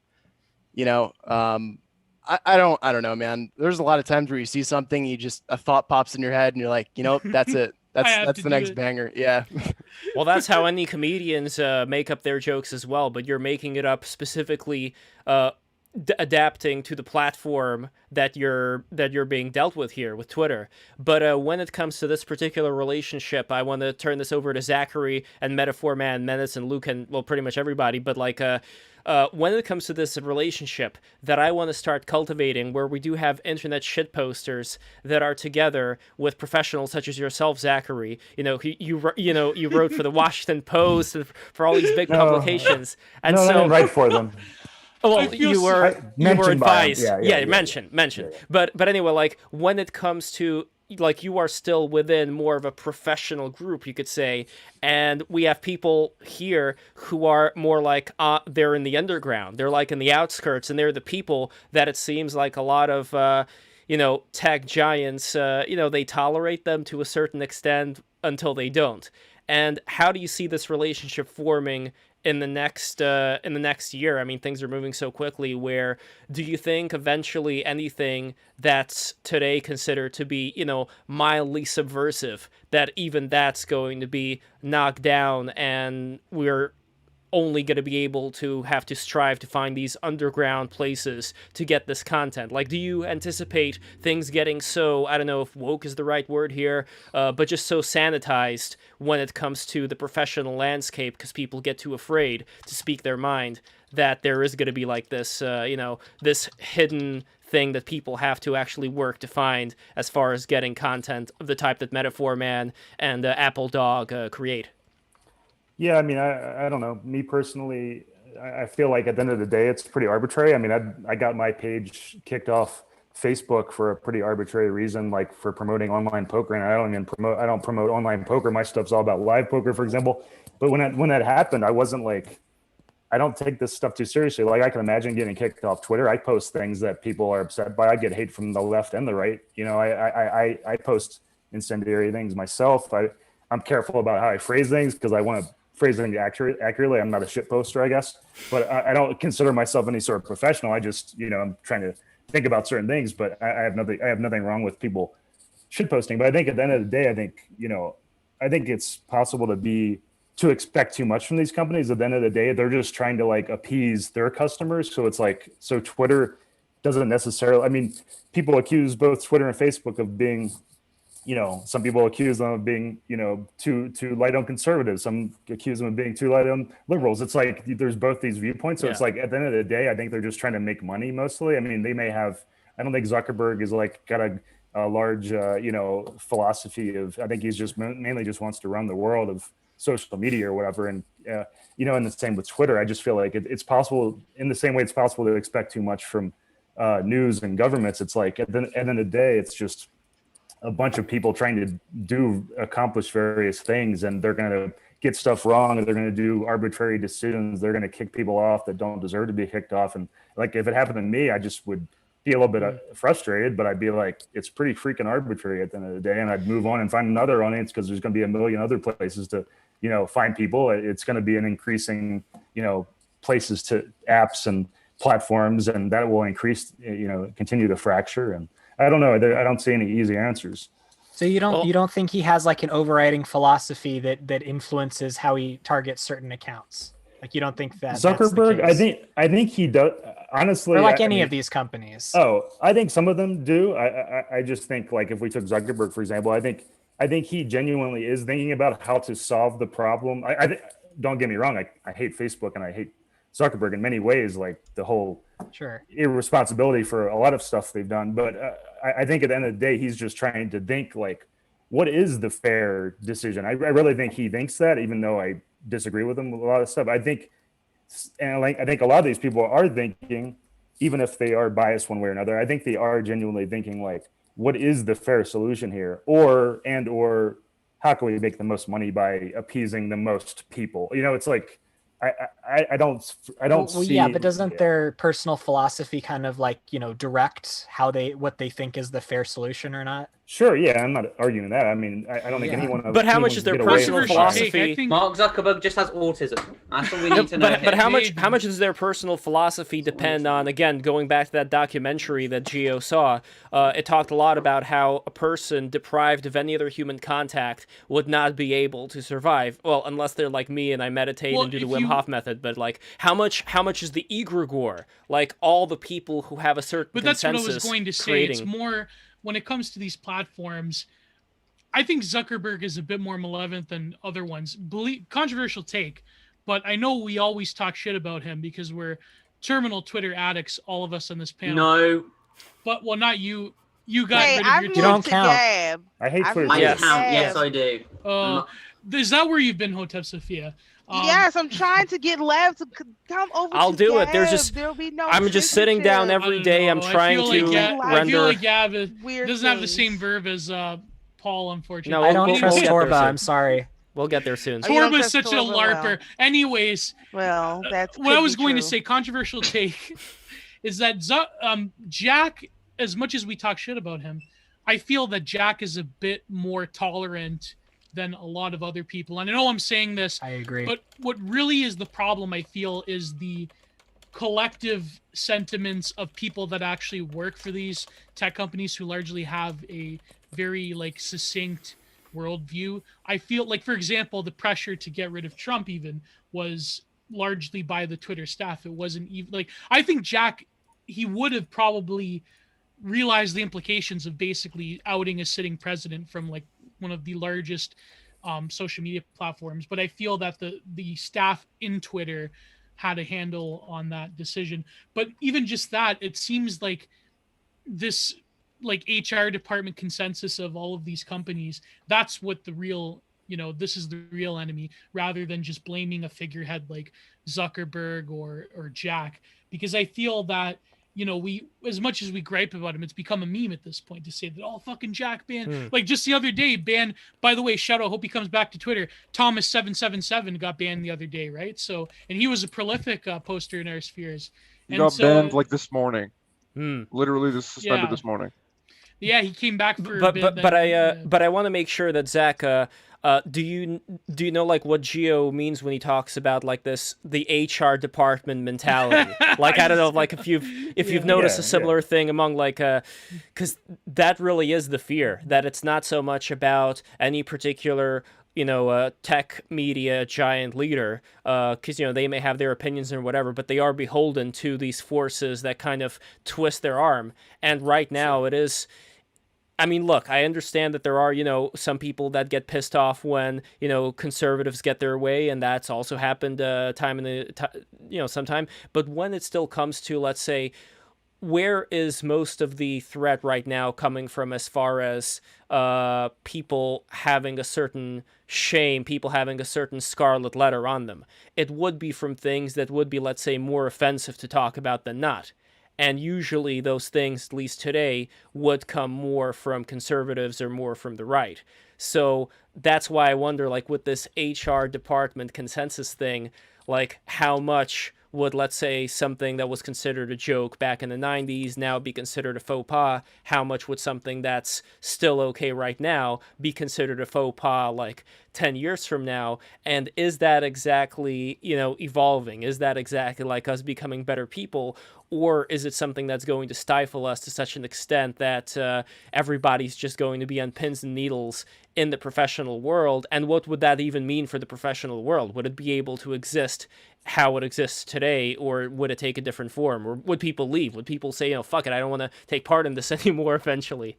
Yeah, well, that's why I like the Sam Harris podcast. He talks about those kinds of issues in a serious way, I think. And I mean, yeah, it's those are real issues, like being too silenced, feeling too silenced to talk, getting punished for talking about normal disagreements or issues. Yeah, those are all issues. But I also think and I think to talk about the decisions that Twitter makes or whoever the group makes at Twitter, it's like, yeah, I can imagine sitting in on their decisions and disagreeing with a lot of them, being like, yeah, that doesn't make sense. But at the end of the day, I feel like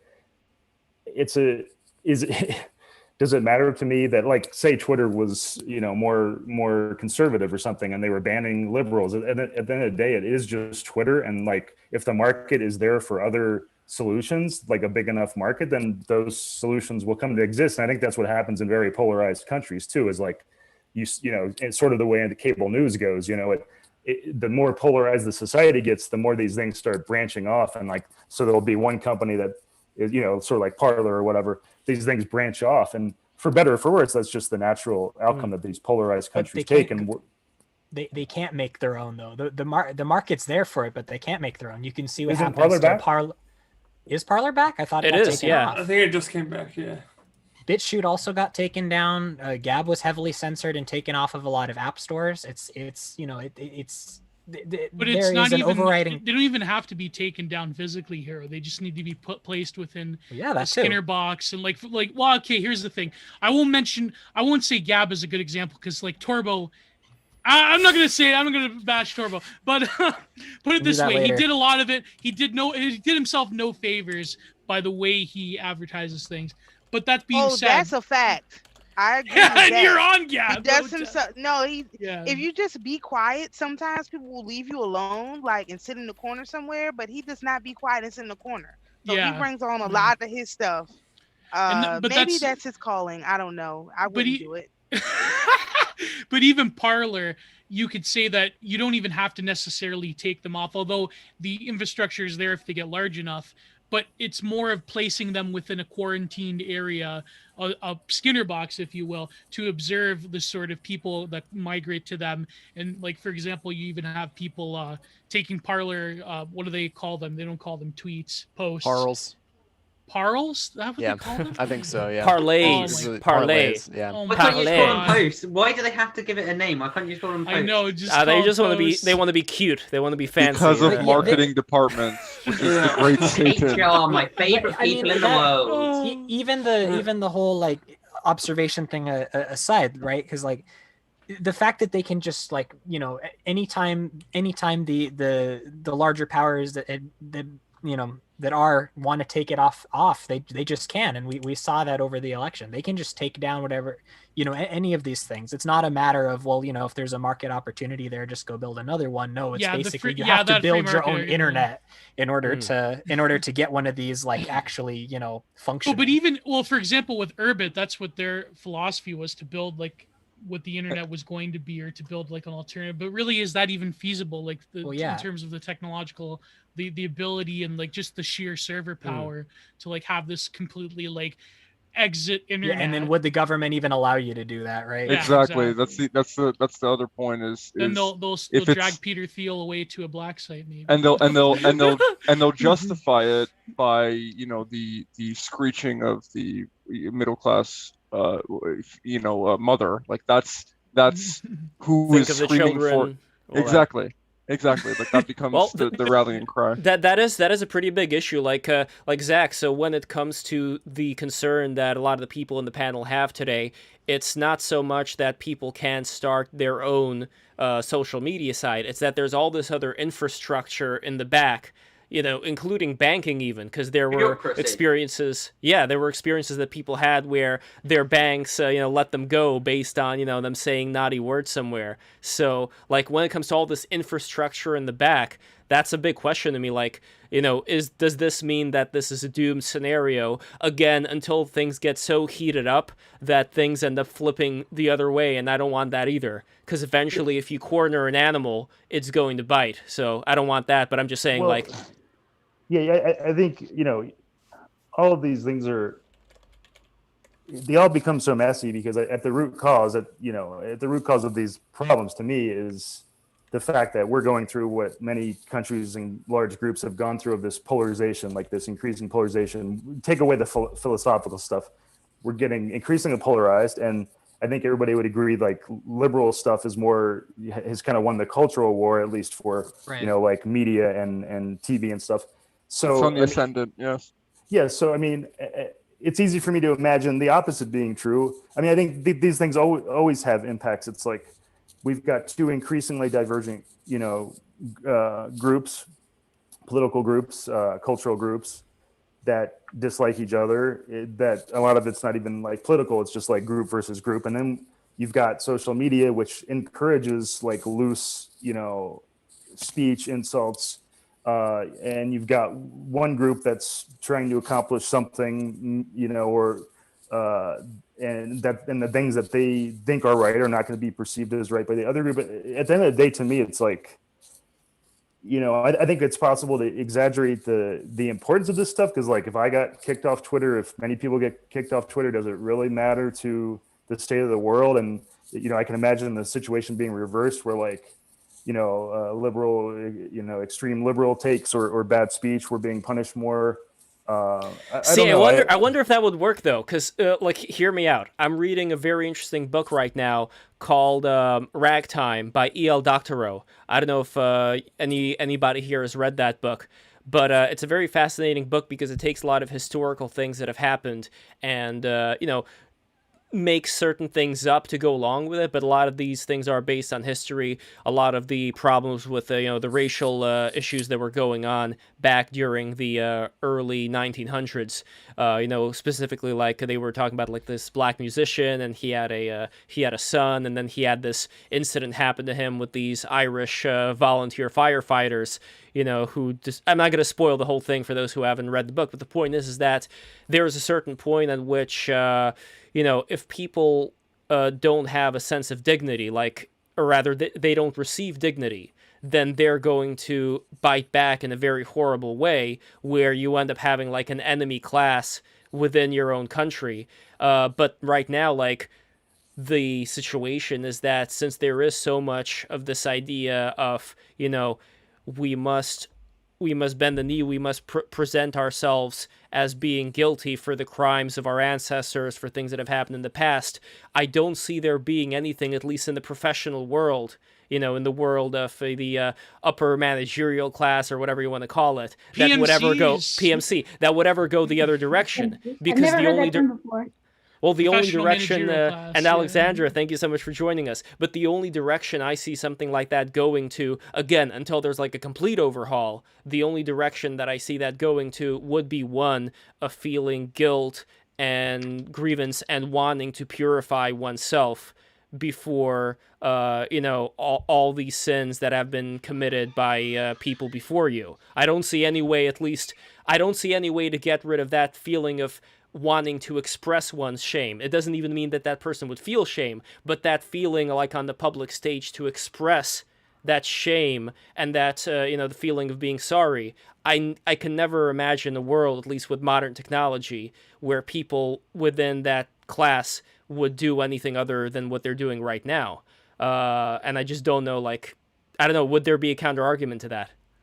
I would say I actually see, I criticize extreme liberal stuff frequently, more so on Facebook, because it's people I know. I don't do as much on Twitter. I sometimes do, but I think I actually see more people understanding that the most loud, vocal people don't necessarily represent a large number of people, and I think we're getting used to that. Social media is in its infancy still. The internet's pretty much in its infancy. I think people I know, even personally, liberal people, they frequently mock extreme liberal people. And I think more people are waking up to the idea that just because there's a bunch of people loud online doesn't mean much. It's 1% of people or whatever it is, and I think more people are understanding that. So I would actually say that maybe hopefully we'll see more of a shift of people understanding, even, we can criticize people on our side. It doesn't mean that, just because there's a bunch of loud people online, that represents a large movement. The perception can be there for both sides. For any group, there can be a loud component that gives the perception that this is a meaningful, movement or whatever. But yeah, I'm maybe more optimistic in that regard, because I think more people are realizing that. But to your, I want to mention too, you mentioned group identity and grievance and how those things play out. I want to recommend a great book by Francis Fukuyama. It's called Identity. It has a subtitle, but if you look up Fukuyama Identity, it's just a really great book that talks about the dynamics of group grievance and it examines current things that are going on through the filter of how identity things play out and how people feel insulted and cling to their groups, and examines historical stuff. It's just a great book. It really opened my eyes to how a lot of these things are connected. I'd love to take a look at that. I started reading The End of History by Francis Fukuyama, because we did have an End of History podcast with Alexander Bard, Logo Daedalus, Joe Davis, very interesting, and Geo, of course, and also a small follower was there as well, Joe Pelech. That was a great episode. I'll send it to you later. But anyway, the one counter to that I would do, and I would then love to hear from everybody else, but the counter would be more of our legal framework.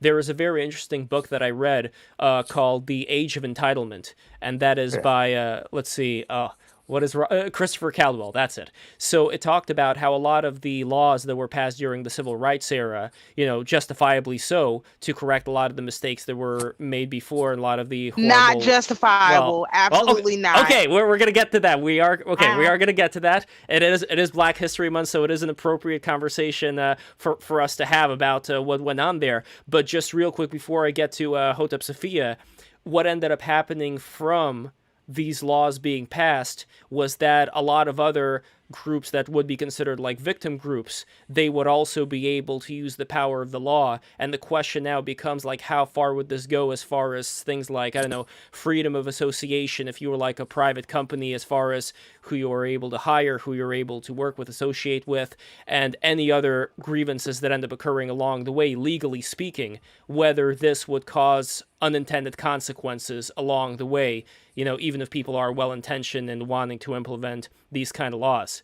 So before I get to Hotep Sophia, though, I'm curious, Zach, if you would have any response to that, because I really don't know what to make out of that book yet, but it is an interesting thing that he brought up, so let me know what you think. Yeah, sorry, I don't know much about that.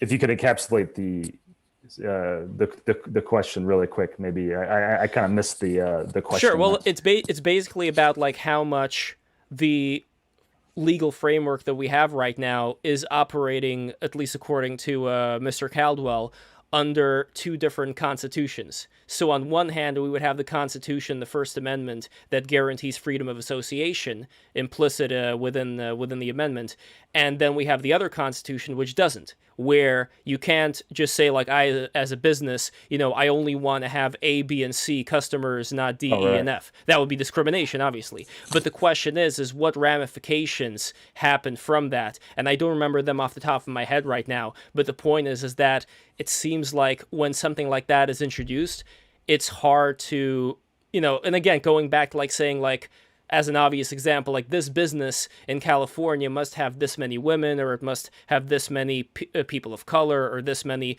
people who are transgender.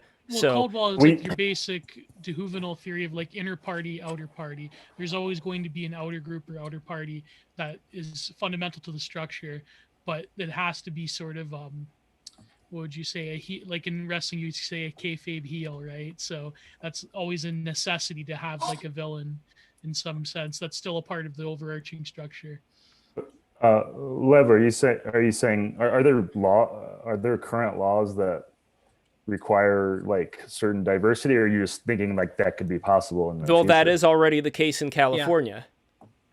Well, here you could speak to this because you live in California. Yeah, the bill just passed this past election season.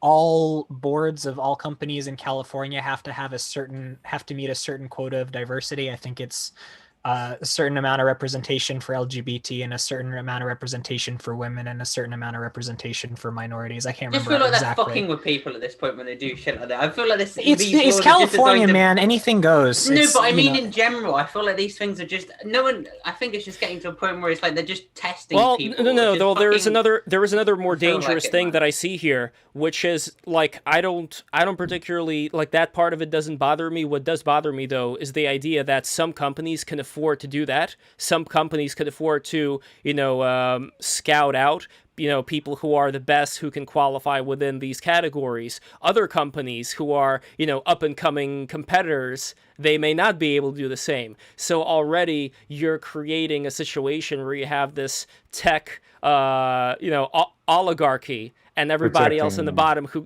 can't get up, utilizing these well-intentioned things to make everything more equal. And again, to Gio's point about inner party, outer party, my concern is that this kind of dynamic would create courts, would create judges that would be very biased in how they want to implement, these various laws, and it would play a role in how people do business, who people hire, things like that. And I am for an open door as far as hiring anybody of any skin color who would qualify. But I'm just saying, like, what are certain repercussions that people who are well-intentioned may not necessarily see? I'm not sure if they're well-intentioned. I'm not sure if they're well-intentioned. I'm sure some are. I'm sure some are. I can't get into some. I'm sure some. But the reason why the law is put in place, I don't think that's well-intentioned at all. It's just this fucking, like, the people are kind of going gay stuff, this stuff, and then it's just like, oh, maybe we should add a law because it's like the people some loud people are getting annoyed. Well, I can go further back. If you just look at Brown versus Board of Education, that's what happened. Was the people that filed in that case, the African Americans, they didn't want integration.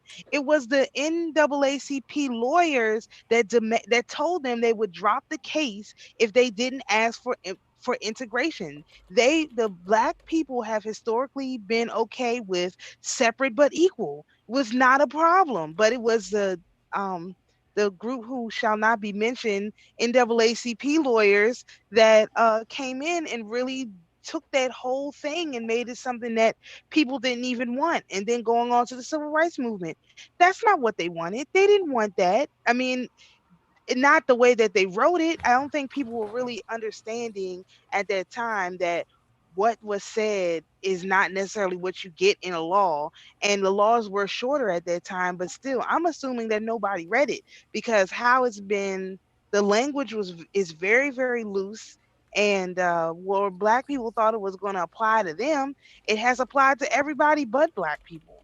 I mean, our numbers have not gone up significantly. They've gone down. The Black people are not doing better than our great-grandparents. I know that the people I know are not doing better than their great-grandparents, except they've got integration. Great. That's it. Like, no wealth to go along with it. No nothing else. Just you get to hang out with white people. I mean, it's just kind of something that would have probably naturally occurred anyway, and was naturally occurring because you have lots of mixed communities. Mm-hmm. So, you know, this whole like second-class citizen and all this stuff, this is exactly what happened. And if the government is just allowed to continue on this track, they just passed that the act that said that girls can't you don't have to go to the bathroom of your biological gender, and also permanently funds Planned Parenthood and a bunch of other stuff. It's like girls' sports are gone. Poof. They don't exist anymore. You know, I mean, these things that sound well-intentioned, if you think the government is well-intentioned, I have a bridge in Idaho to sell to you, because there's just not. It's never been that way. It never will be that way. And the further you look back in history, you will see that it's never meant to be that way. It's just I would say real quick though, so as far as like those who shouldn't be mentioned and all that, I know that there are plenty of people back then as now who would never ever go for, you know, any of the things that people ascribe as negative qualities, you know. So I mean that's just my own. I mean, you know, I just was saying that the lawyers in the case specific. I mean, the NAACP is corrupt from bottom to top. I mean, there's just no ifs, ands, or buts about it. But in that day when the NAACP was created, especially into the 50s, everything was funded by philanthropists. And the philanthropists of 1900s are the same philanthropists we have today. Rockefeller, maybe not Gates specifically, but definitely Rockefeller, Rothschild, the same people. Morgan, all of them. These are the same people who were the philanthropists of the early 1900s, and Carnegie, you know, giving money to the Black community to fund these things. And then, you know, as soon as they found a way to sort of move forward with this agenda, that's when they started with this, you know, let's integrate, which, I mean, that it just doesn't, it doesn't even make, it's not even what people wanted. And that was the point I was just trying to make. It's not what people wanted. Nobody asked for that. The only people asking for that were the communists. And I think that's probably still pretty much the same there were today. still things happening around that time. And again, I know that this is a work of fiction, but if we're talking about E.L. Doctorow's book, Ragtime, I don't know, Hotep Sophia, have you read that? I can... No. Yes, I have. I have read it, yes. So I remember now, I read it in college. So in Ragtime, I think a big thing, and I'm gonna get to Conscious Moss as well. But a big thing in Ragtime is, like I said before, dignity. That when you had this black jazz guy who was, you know, in his jalopy or whatever those old-fashioned cars were called, he went to this part of the neighborhood where there was this volunteer firefighter service. And I know that this is a spoiler, but whatever. I mean, this is part of the conversation. And again, I know this is a work of fiction, but things like that, from what I understand, these things happen, and it was a major affront to a person's dignity, for a person's humanity, where they wanted to pay a toll to go through that gate or whatever, and he, you know, didn't want to pay. He said, like, you know, this is a free road. I'm a free man. And they ended up trashing his car and like pooping on it and just doing all kinds of horrible things. Stuff like that did happen, but I think that it's been, I think all of Black history is blown out of proportion, to be honest, because it just, if you read the accounts of the people who were there at the time, they don't talk extensively about stuff like this happening. They just don't. I mean, the people who make it's, imagine some of these stories like social media. It's the very small percent of people who are having these experiences, and they're blasting it the only way they have, which is through books and through newspaper articles. And so they're blowing stuff up way more, just like lynching. There was not as much lynching as they said there was, and they lynched Blacks, whites, and Indians. They lynched everybody, and it was based on whatever, but it wasn't just Black I'm not people. for anybody lynching anybody at No, all. I mean, I think we got to the point. We got to the point in society. Got to claim like we're anti-lynching stream. Yes. The only lynching we're having here is David Lynch on this stream. At least we can agree now that we are still living at a time right now where you're not going to be able to have a business that would say, no blacks allowed or like no gays allowed, and people would have an open door to be able to go Irish to any allowed. kind That was of the original. yes, exactly, and No people do have an Irish open allowed. door to go to any job that they want to, as long as they are qualified. Although I'd say Soon right now be things no are straights allowed. So. I mean, things may be skewed the other direction where if you're qualified, they have those. Well, some of the gun called, shops are saying no Biden voters. I mean, they did. Well, they did do that. In all fairness, they did have like there was like there signs. There are bars downtown that have signs that say no Trump voters or no conservatives. Yeah, like I like that one sign that corporations were doing where it's like if you're a conservative, don't even bother because my whatever friends are not up for debate, blah blah blah. Like, I don't know. I personally think, I mean, maybe it's a latent libertarian thing within me when I used to be a libertarian. I don't know. I don't see a problem if like some business owner wants to like, I don't want Trump supporters or Biden supporters. I don't know. It's just it's petty culture war issues. I think that with what Hero is speaking on about you were talking about the law that was passed in California, right? About the hiring. Yeah. I don't, as much as I want to believe in good intentions in these things, I don't think that it's done in good intentions, more so fear. And I think that unfortunately that immediately starts the dynamic off wrong and hostile, and people are becoming more resentful towards each other. It's doing the opposite of what they are intending to do, which is going to backfire so badly. And the intentions are not good. It's fear-based. It's fear-based. Mm-hmm. As in trying to appease an angry small percentage of people. And then it's making everybody resentful towards each other. The footing is starting off so badly. It's not natural. It's not happening naturally. It's not letting people grow naturally to this and be human beings and adapting. It's being forced awkwardly in a pandering way that's making people more hostile. Yeah, I think your point of removing humanity is extremely important. I think it does remove Wait, hold on, one at a time. Hotep Sophia, go for it. Yeah, then Menace had a point. Oh, that's all I said. It removes the humanity from the situation. It removes the actual person and replaces it with the government. It just literally removes the actual person. So I totally agree with that part. And who was next? Oh, Menace. I was going to say that I think that Conscious Moss is totally right about the fear, and it's kind of trying to calm the angry mob a little bit. But I also think I think it's part of it, but I think it's also designed to pit people against each other and kind of like keep us, the lower beings, like arguing with each other and angry on both sides. It's just, I think it's intentionally inflammatory as well. I don't know. That's what the misinformation. Sorry, you go ahead. But it's like that's where if we go back to the data thing before, that's why there's just like so much fucking new data, and that's basically what like propaganda does and stuff. And then we've got these I really fucking hate these that are around in the UK. These like, would you tell this person that you did some minor bullshit that doesn't matter, like the 6 distance things? I'm pretty sure you've seen those. Those fucking piss me off. It's that same kind of shit. It's the trying to get people to like hate one another. It's like, you bumped into me, I need to like walk down the street and like show my back to you if you're going near me and shit like that. It's just fucking, it's just people are like so self-interested, and I am, but then this is fucking, I'm trying to like figure it all out, and it's fucking the government's not helping.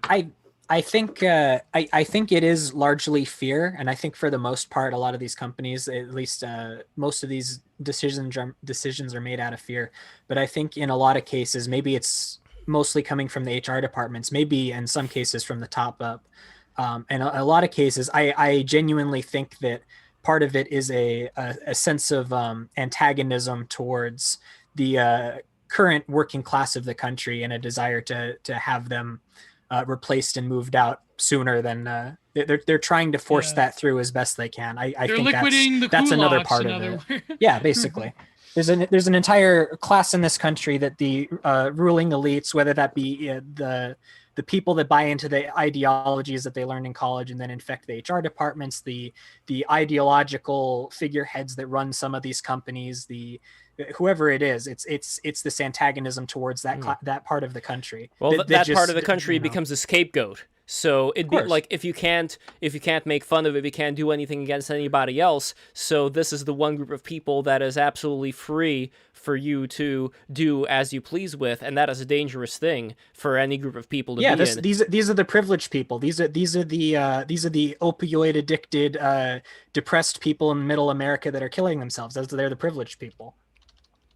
But Zachary, would you think that it makes sense what Hotep Sophia was talking about as far as, let's say we were to rewind the clock back and there wouldn't have been the civil rights movement, at least in the way that it was, and there would have still been freedom of association.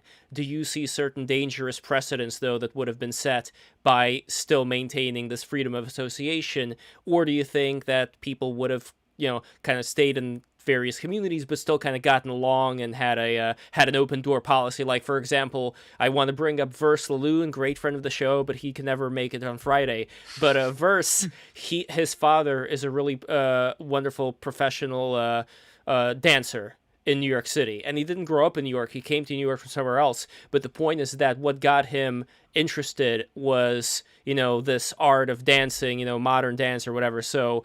And it didn't matter, what color he was or whatever, like Verse, he's a black, African-American, whatever you want to call it. I don't like using the term person of color. I just find it weird. But anyway, when it came to his dad, he found a niche that he was interested in, and there was an open door for him to go in that niche and be a part of that. And you could say, sure, it's a rainbow coalition of people who are within that group. There's somebody from everywhere. What unites them is this interest in dancing. And that's what I like. I like having groups in, urban areas or whatever, where it doesn't matter where you come from or what culture you come from, as long as you strive to be the best at this particular thing within the group, then that's great. But I also don't want to take away from having certain in groups within more localized areas that kind of feel a more familial connection with each other at the same time. And can the two things coexist? Again, going back to my question of if we were to wind the clock back, would a freedom of association work in that sense or not? Well, I'm no expert on these topics, but I think without the Civil Rights Act, things would have eventually gotten to a similar point, I think. But I think the idea was to speed up things, which, I could see arguments both for and against it. I think it's a complex topic. I think there were a lot of, despite what Hotep Sophia said, I think there were a lot of Black people, from my understanding, wanting to be integrated. I mean, there were protests out in the street and stuff. I don't know much about that though, but that's my understanding. But yeah, I don't know. These are complex topics. I mean, I think that California law you mentioned, I wasn't aware of that. I want to learn more about that because I'm reading about it now and it just seems. I agree it doesn't make sense to me. You should look through all of the bills that were passed recently. Some of them are some doozies. Yeah, well, and I think to bring it back to what I was saying before, Lev, I think more liberals are waking up to how illogical a lot of this stuff is. Because I mean, I talk to liberals about this stuff, and I think people more people are thinking that these kinds of things are illogical because for this kind of thing, how would you define what groups are underprivileged or minority? It's there's a lack of logic in well, if you're going to include that group, why not this other group? Or how would you even break it down logically? I feel like there's some logical failings there. Not to mention the whole, if you're giving benefits to this group, you're not giving benefits to this other group, et cetera, et cetera. So I think more liberals are understanding how those things are illogical. And I kind of in the same way, I feel like we're getting used to the idea of, hopefully getting used to the idea of social media and how it impacts us and stuff. I feel like maybe, all of these things kind of go in cycles where it's people, a group overreacts and then the group starts to realize maybe we went too far and maybe we shouldn't listen to the extreme people in our group. And these kinds of dynamics are always happening with any group. And I feel like maybe it's more extreme these days because of social media. But anyway, I feel that's my thought. No, that is a really good thing that I want to incorporate into BTR, because I see there being people who are fleeing from this sense of dread that's around the corner, that they are liberal and they don't want to take part in any of this wokeness. There was a similar thing that happened with that New York Times article about I always call it the Slater Star Codex, and I know that's not what it's called, but you're aware of that whole brouhaha that occurred. Slater. Slate. Yeah, Slate. AC Slater from yeah, Saved by the Bell, exactly. But that was a very that was a very interesting thing, and I disagree. I disagree with Mencius Moldbug when he wrote that that Alexander was like a quokka. You know what a quokka is? It's like this creature in New Zealand, I think. It's like a cute little quokka. Yeah, it's like a cute little adorable little guy who like doesn't have any natural predators, so he's like friendly with everybody. I hate those like things, stupid faces. Yeah, no, I like those faces, but I disagree with his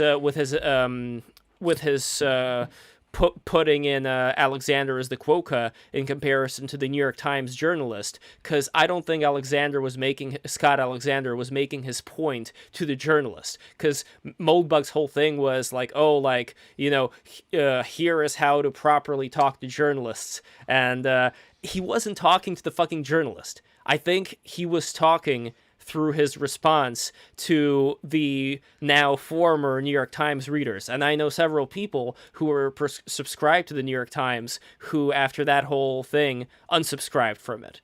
And I think his letter also had a lot to do with it. He was basically preaching to the people who knew what he was talking about. And still, you could say, he was using the term ally. And ally, it's like a term in war, used for allies, like... Just in the allies, yeah. Yes, Wait, yeah. What do you disagree with Moldbug there, Lev?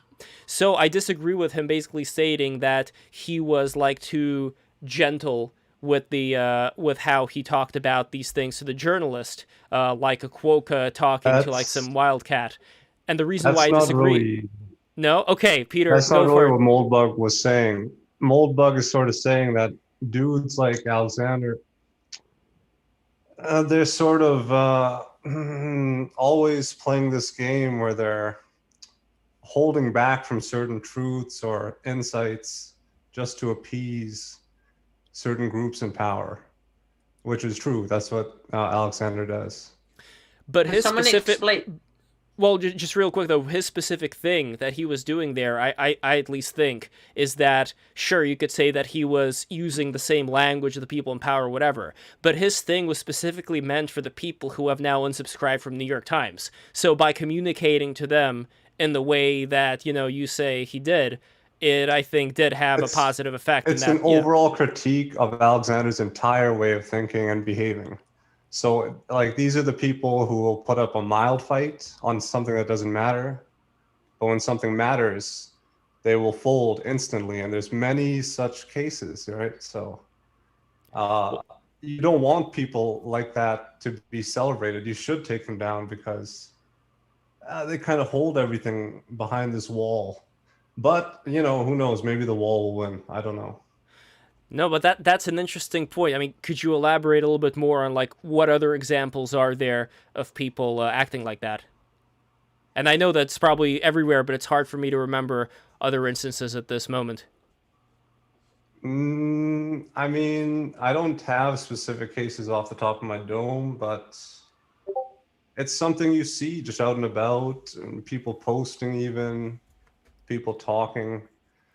It's just the state of the world, right? There's a certain limit, and you stay within the limit, even if you know the limit is retarded and wrong, just to sort of be safe, right? And most people are cowards, so this is well, it goes back to what we were talking about in the beginning here, where people are under this pressure to have this feeling of wanting to, act, even if they may not think it, at least act and show themselves as being somebody who's pure, somebody who would atone for whatever problems happened before.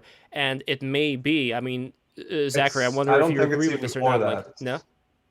I think it's just purely just to be safe. Like, people are so scared to be out of line. Well, yeah, I mean, that's what I'm saying. People are scared to be out of line. No, well, that's why I said that I'm sure many of them aren't even assuming that they're pure. Like, I'm sure a lot of people in the back of their minds, they may be thinking, oh, this is such BS, but they still go with it. Exactly, you're right, Peter. They go with it because they're so scared of doing something otherwise. But I guess my counter to that would be that at least within that environment, I think Scott Alexander did a good job by making his message tailored to the people who are maybe within that same fear zone, but trying to take them a little bit further away from at least the worst things that are that are around them, like taking them away from total wokeism. And This maybe you could say that's not enough, but I know. Well, it could be right. You could be right, 100%. I just disagree, like fundamentally. I think. Well, it's like we're work, in the. But it might work. I could be wrong. We're in the tank already. I don't know, Zachary. Do you think something like that would work, or do you agree with Peter? I think Scotty was too. I don't know. He did it to himself in some ways. Not on that note, guys, I gotta bounce. Luke, hold on. Before you bounce, I want to promote your stuff. So, guys, Luke Valentine is an amazing artist. Zachary, are you a fan of Baywatch? I've seen it. Okay, so that's a bit of a superficial comparison. Thank you very much, Les. Well, anyway, read Splatterbrain. It's the greatest webcomic to come out in the last decade. Yes, you're gonna love check it out. Google it. First result. It's amazing. The reason why I mentioned it, you'll be addicted. It's beautiful. Look at this girl over here. It's really pretty. Thanks. Yeah, see, this is why I was saying Baywatch. I collaborated on a webcomic recently too. Although personally I don't recommend it. It's called Luigi Mode. Oh, okay. Yeah, I did. I like the name. Coloring for that, and I helped with the production. Wow. But yeah. Luigi Mode. Luigi Mode. Liv, I have to go too. Oh, Hotep Sophia, thank you so much for coming in. Bye. And please, bye. Nice seeing everybody again. Nice to see you too. Your baby was so beautiful. Oh, yes. thank you. Good night. Good night, guys. Good night. See you again. Good night, everybody. And here's the Splatterbrain link. So guys, go to tapas.io/series/Splatterbrain. I can't say it right. You know what I Splatterbrain. Come on, rolls off the tongue. Yes. No, I have a Russian tongue, so just it is what it is. But Luke Valentine, brother, thank you so much for coming in. I love your artwork, and I hope one day you will do a collab with Cream of Dog, where you will draw him and his giraffe wife or girlfriend. Hey, maybe anything's possible. You never know. But I'll see you, fellas. Y'all have a good night. See you, brother. Take care. Yeah. So, and also everybody subscribe. All the new people who are here from the Sonic fandom, we need more Sonic fans here. So anyway, Zachary, I'm curious whether you agree with Peter Faust or you think I may be more correct when it comes to this audience of Scott Alexander's, the way that he was doing the response about the New York Times thing. Yeah, sorry, I didn't follow that too much, and I don't know about that specific area. But, okay. Yeah, I don't think many people know who Moldbug here is. Like, I'm sure some people we're talking do, about but... Slate Star Codex, who was pretty popular at the time. Okay, I've heard about that a bit. Yeah, I heard about that a bit. But to your general question of like, are we going in the direction of more people becoming more, having to express shame or more extreme liberal stuff being enacted? I mean, I think that's really hard to say. I mean, I don't think so, because I think it underestimates how much, how much that is a pretty niche thing, and that most people would object, because I think American people especially are pretty freedom loving. So I think there's a limit to, how far that stuff can go. And I think it's super hard to predict the dynamics of how any country goes. I mean, like there's many other countries that have been through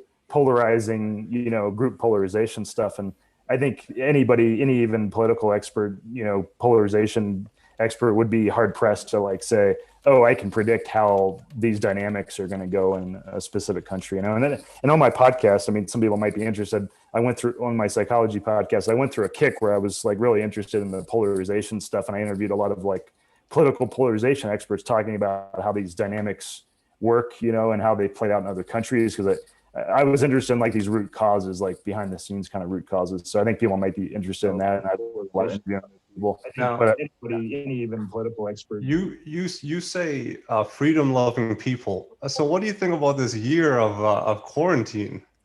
I mean, well, that's I did want to say too, because I meant to bring up earlier, like when we talk about all these things going on, like these extreme things, like the protest, experts talking about how these dynamics. Oh, somebody has their audio on. Who is that? Is that like these root causes? Like hey, that's me. Root causes. So Alexandra, you have your audio on. Yeah, I know that voice. It was muted.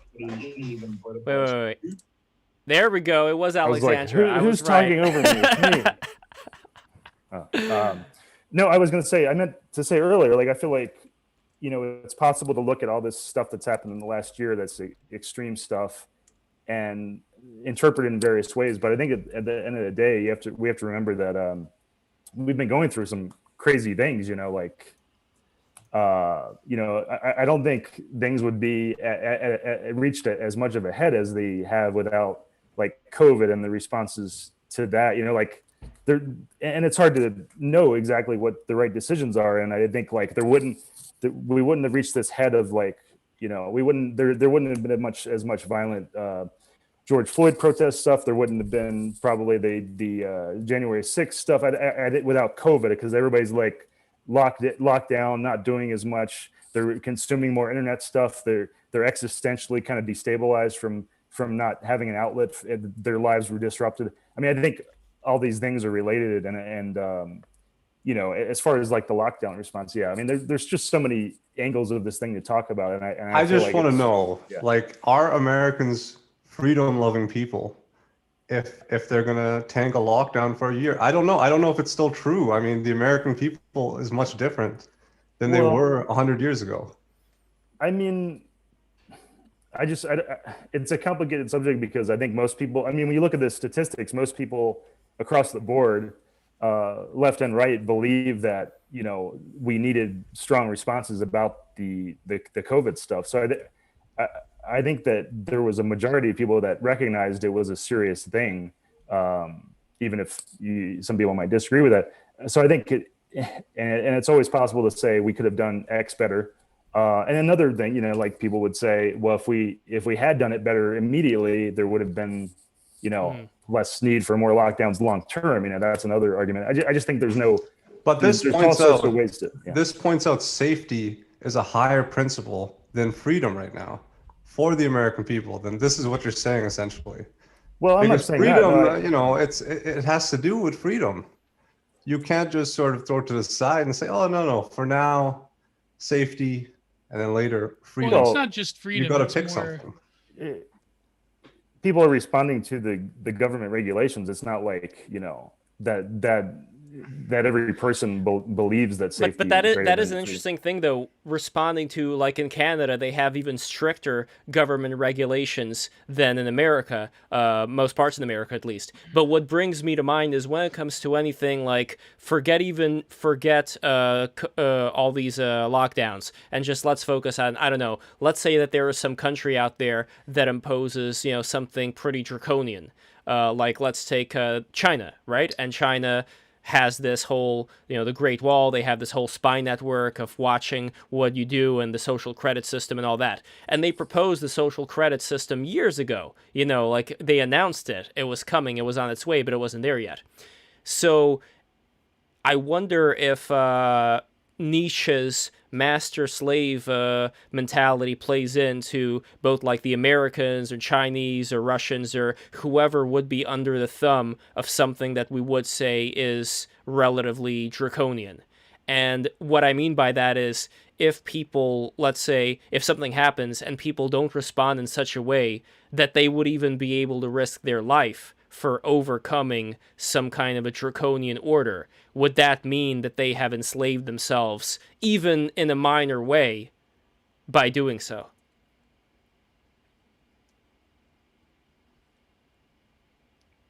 Was that for me? Yeah, it's for everybody, but I would love. Everyone's spacing out. It's the full moon. Yes, I would love to take up. I just got back from work, man. I'm tired. Yes. I thought you were speaking something specific. Full moon on a Friday, man. No, I mean it's yes. I was going to say, I mean, to Peter's, point about the lockdowns. I mean, I think it's hard to compare a global pandemic, like what's normal to what happens during a global pandemic. To me, like, you know, things would obviously be much different if we didn't have a global pandemic, but you know, in the same way that like if a comet hit the earth or something, like there would all be sorts of weird extreme responses to it. And I don't see that as reflecting like the usual, how things would usually go, you know, like for example, like, I mean, if we hadn't done anything, like, you know, and there would be a lot more deaths, like there'd be a lot of people upset with that too. It's just, there's no easy answers to it no matter what. And I think it's, to a certain extent, it's like, we can't compare the extreme to the normal. I don't know. True. No, but, and again, I'm not advocating for what I'm about to say by any means, but if there were like a situation where, let's say you were living in some tribe and somebody went to the tribe and they wanted to capture you to enslave you. So you have two choices. You could either be enslaved or you can fight and possibly die from doing so, or win, but possibly die because they're outnumbering you, they have a lot better weaponry, whatever. So I guess that was what Nietzsche was talking about, where he saw, let's say, more of an honor of people that beyond a certain threshold of indignancy, much like the character that I was describing in Il Doctoro's Ragtime, you know, that level of indignancy of having his car shat on and ripped apart by these Irish volunteer firefighters was enough for him to demand justice. And since it was not demanded, he went out and he did things that today people would add in Minecraft at the end of. You know what I mean? Like, he did not have the slave mentality. He had the master mentality, or morality, or whatever you want to call it, where you wouldn't put up with a certain amount of injustice, and you would react even if it means that your life from here on in is going to be ruined or you're going to die. You know, that there would be like a certain thing where, okay, I'm fine with this, and this. And again, I'm not saying that this would be the lockdown. I'm just saying in general, any kind of authoritarian heightening, that at a certain level, okay, that's it now, I don't care if I live or die, but if I don't do this, then I become a slave. Well, no, I mean, well, the key distinction, though, Lev, is that Nietzsche was saying that you give yourself the moral law to follow. Or you rather create a moral law for yourself rather than some kind of herd mentality. That's the distinction. It's not an amoral philosophy. It's more of so for example, if you deem it, you know, that you follow certain social regulations because you've done that for yourself rather than, you know, going along with the herd, as he called it in Zarathustra, the herd animals. So, I mean, and again, and you're right, Gio, and it is a very extreme example that I've posed. I don't think anybody here, like Buff said over here, you know, if Americans don't rise up against the Federal Reserve, then they are all slaves to the Federal Reserve. And of course, you know, nobody. He said Slavs. He said Slavs. It's a joke. Oh, okay. Okay. So, and Peter Faust, $5. Thank you, my friend. Sending super chat for Peter Faust legendary poster. Well, that's thank from me to me. Yeah, Let's go. You're an oil tycoon, Peter Faust. That's why you've given a lot of money to BTR. The great and powerful. He's a $50 patron. $50 patron to our Patreon. Speaking of which, guys, go to patreon.com/breaktherules, become a patron. But to the point, again, it's like, I'm not going to be rising up against the Federal Reserve, and I'm sure many people are unhappy about the Federal Reserve. But people do have an image in their heads of a more rugged American that existed way back when, like some throwback that at the slightest indignation that they would have experienced today, they would have just like torn their shirt off and just started punching people and just the like mythical chimping. Exactly. Like people feel that this quality has been erased through people being a lot more within the hug box, being a lot more gentle, kind, and there are great positive attributes of that, because again, like, we're more tolerant of other people who are different from us, and I think that that is a positive attribute. But when it comes to balancing severity and mercy, like, I think, Zach, this is a thing that a lot of people have in their minds when it comes to, was there this legendary, rugged, individualist, while at the same time caring for their family and community American, that would have resisted things that today people end up being way more passive towards. And I think that's the crux.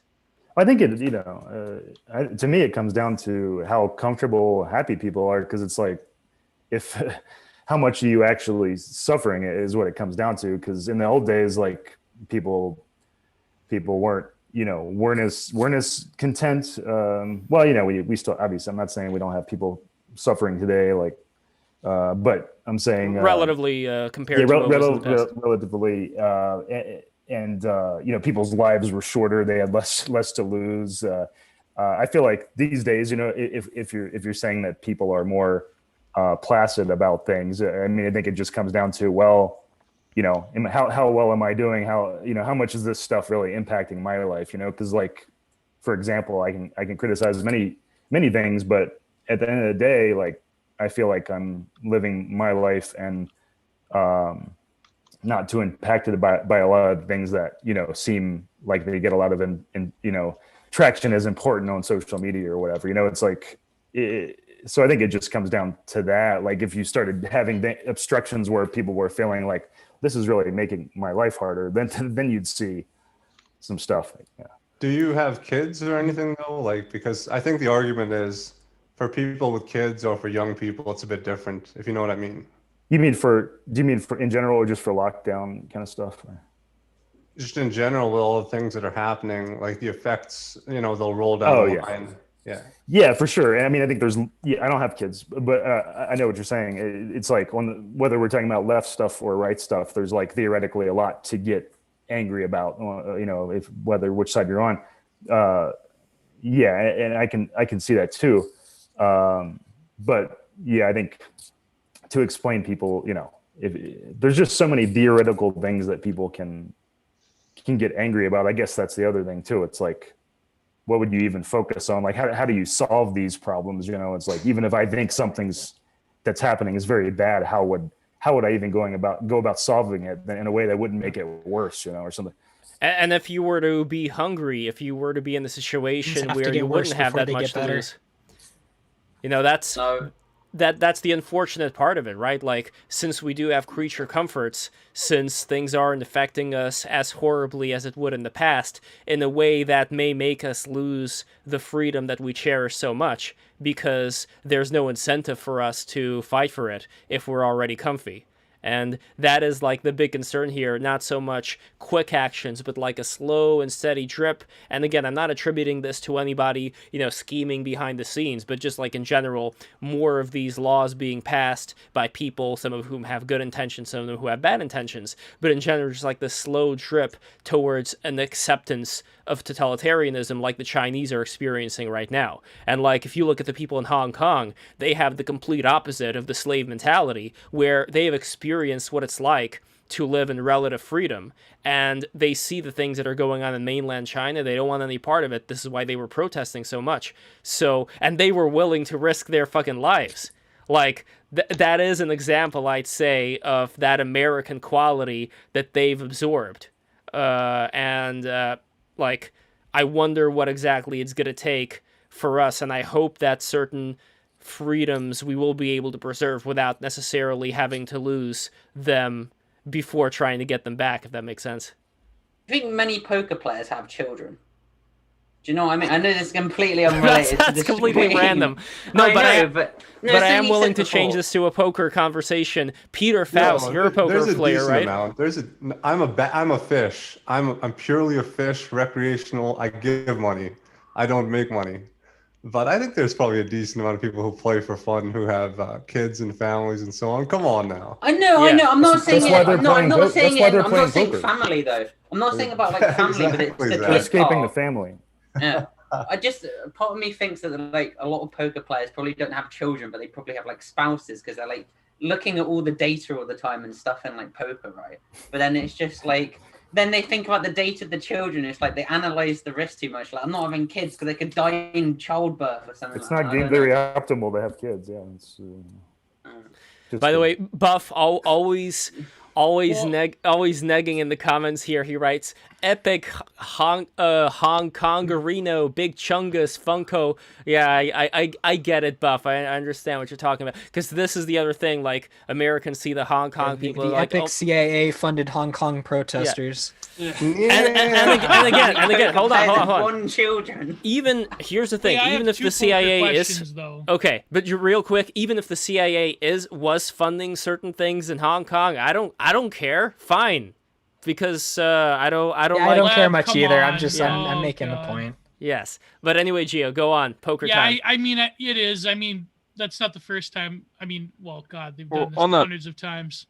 I think there's something that a lot of people don't take into account on this is the idea here that people, even if they're being funded by somebody, their actions are speaking louder than the money, because being murdered, money is irrelevant instantaneously. There's no if somebody gave me $1 billion and then shot me in the face, it does nothing for me. So being funded, I understand that there is optics here. I'm fully aware of all of the other aspects here, but it doesn't matter to them. They don't care. They don't care about the fact that you might find it unpalatable that the CIA is the one helping them. They don't give a shit. They just want to not be black-bagged. So they're doing anything that they can, and they will potentially die for it. And that's what he's trying to say. That's the admiration.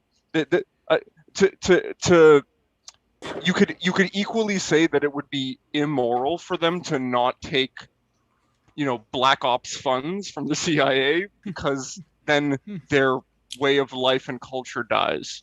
You understand? Like, it's one thing to critique from the outside, but I think it's a wholly different thing to be on the inside of that and know that it doesn't really matter who's funding you for your life.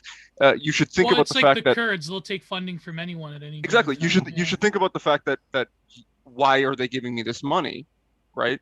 But that comes for them. That comes later. And by the they way, don't have time for that. They just. I wasn't making a fully serious point, man. I'm just No. I'm simply bringing this idea. As much as I love the chat and appreciate all the great people in the chat who are watching this, I do have to pick a bone with Alexander Delarge. And by the way, that is a great movie, Clockwork Orange. I saw it when I was 10 years old or something. But anyway, he writes, like, what would be the consequence of Hong Kong remaining semi-independent gay marriage? So it's like, I don't know, like, when I see something like that, it's like, dude, like, I don't know if he lives in China or not, but it's like, if you were to live in a place like that, and you would think, okay, just like don't do any Winnie the Pooh jokes and you'll be fine. I'm just wondering why gay marriage is the first thing that he's like thinking of about it. No, but it's like I had because like liberalism and all that kind of stuff. Because that's the meme of like American Empire. Yeah, they're gonna spread Drag Queen Story Hour. And that's but it's like I would rather have Drag Queen Story Hour than people like who I had on the show about China. We had the Uyghur lady, and we also had on the member of the Falun Gong. Yes. No. Stop it. Okay. No, I'm not trying to anyway, I don't know.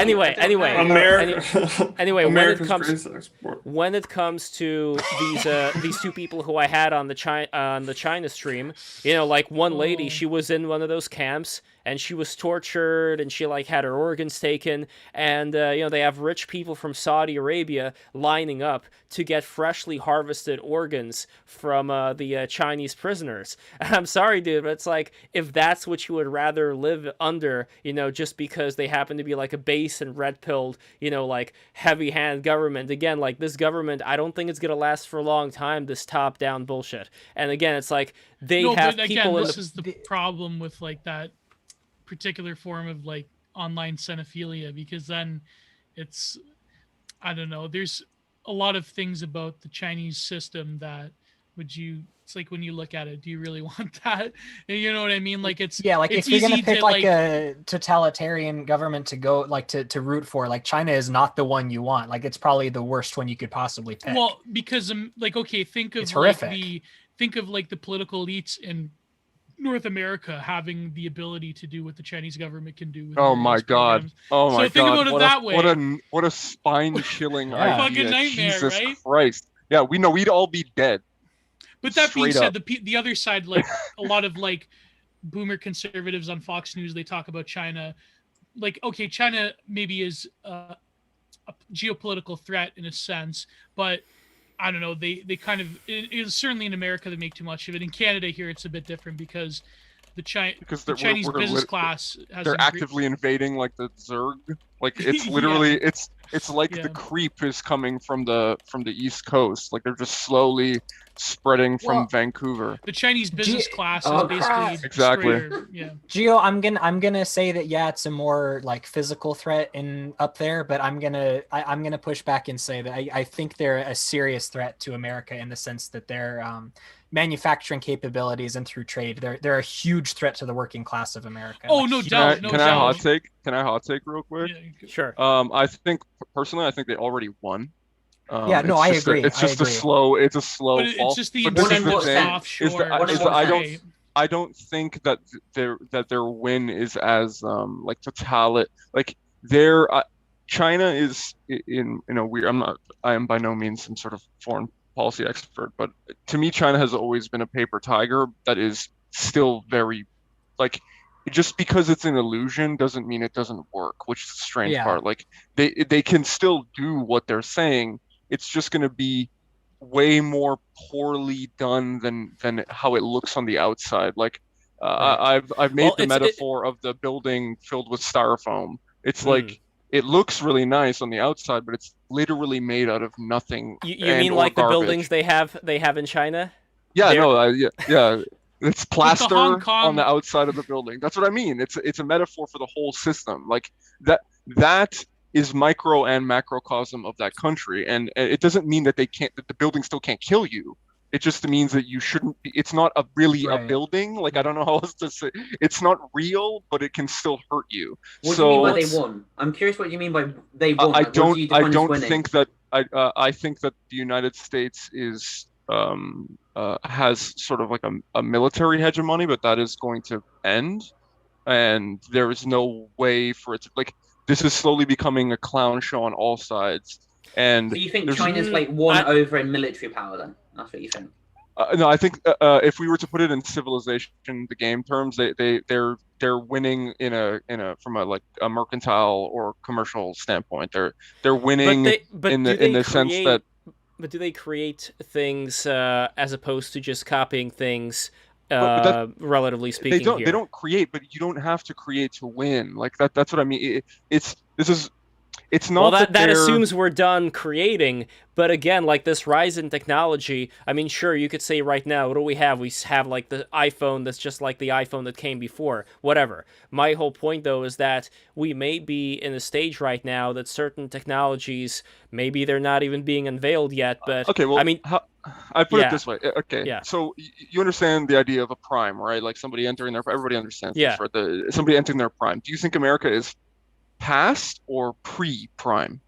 Oh, past. Do you think people are going to live? No, I think it'll go in waves. I think it'll go in waves. I think that right now we have certain things that we're. No, but I think what Remus is saying is that the economic incentives and the structure of the sort of like neoliberal consensus about economics and geopolitics, it's sort of like it's not designed, but rather it manifested as such. As like really any alternative is unthinkable. Like, what are we going to do? Are we going to have some kind of like FDR style like make work project in America where I mean, like even with Trump, like the whole thing about manufacturing coming back. I hate to say it, but like the way things are now, it's kind of it's not going to fucking happen. No. Why will happen through pressure. Why would they do that? Why would manufacturing come back to the United States when it already exists? Like people are not understanding the idea that the buck is like you've already been punched. You're just realizing it. Yep. Like you've just noticed the damage, but it doesn't mean that you haven't been getting hit for the last 30 years. You're not even understanding that you're in a fight, or you are, but you're pretending like I don't really care that this guy's hitting me. Noticing is the first part. If yes, you notice, I fully agree. And the reason that I say that all the time, but the reason that I brought up the prime is that it's very rare for something to re-enter. Like the prime is sort of a one-time deal. You don't get that twice or 3 or 4 times. China, I don't think is re-entering a prime either. That's not what I mean. They're just I don't know. It's like momentum right now. But and they're playing the game smart. It's a calculated game that I they're feel riding like a wave, kind of. Yeah, and I feel like they kind of are, and it does come up. I feel like the United States is kind of hedging its bets, like at least the power structure is hedging its bets. It's not that they're the culture. It's more like the apparatus that wields the United States like a glove is realizing that there's a more useful glove over there now, and we kind of got to take this one off. It's cool. It's fine. People love this glove. It's really good, and everybody has a lot of good memories on it, and it's still useful. But it's not it's like it's losing its prime gloveness. There's another glove coming. It's not. It's ready to hand. It's broken. The glove is off. Exactly. It's a little. Yeah. It's getting shoddy and rough, and there's a new one that's kind of. But that being said, we still have to factor in like the reality that all of this is predicated upon being comfortable with like untold degrees of human misery in China, exactly. Taiwan, and other places, right? Exactly. So and if that's been the now Africa, because of course China's moving into Africa. Yeah. Okay, wait. First of all, that's not new. That's not new. Again, my family's African, right? They've been doing this forever. For a very long time, China's been slowly creeping into Africa and just buying up everything, and that's ubiquitous. That's the whole continent is like that. Basically, there's some countries where it's a little bit it's different. It's not China. It's a different country, but the whole continent's basically bought and sold at this point. And the idea that isn't going to be developed, like people talk about Africa as though it's been exploited, and that's a fucking joke.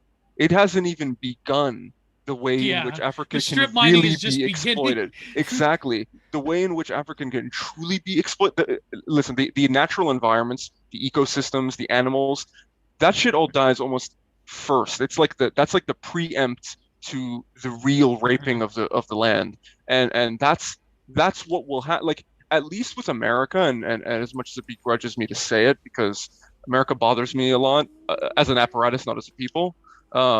Is at least with America, there's some sort of semblance of shame. Like there's a pretension of shame. They pretend that they're like, oh, well, we can't just like completely destroy everything. Like we have to like still pretend that we like the world and like making things nice. And I think that there are still people out there who are actual like moral agents and don't want these things to happen for real.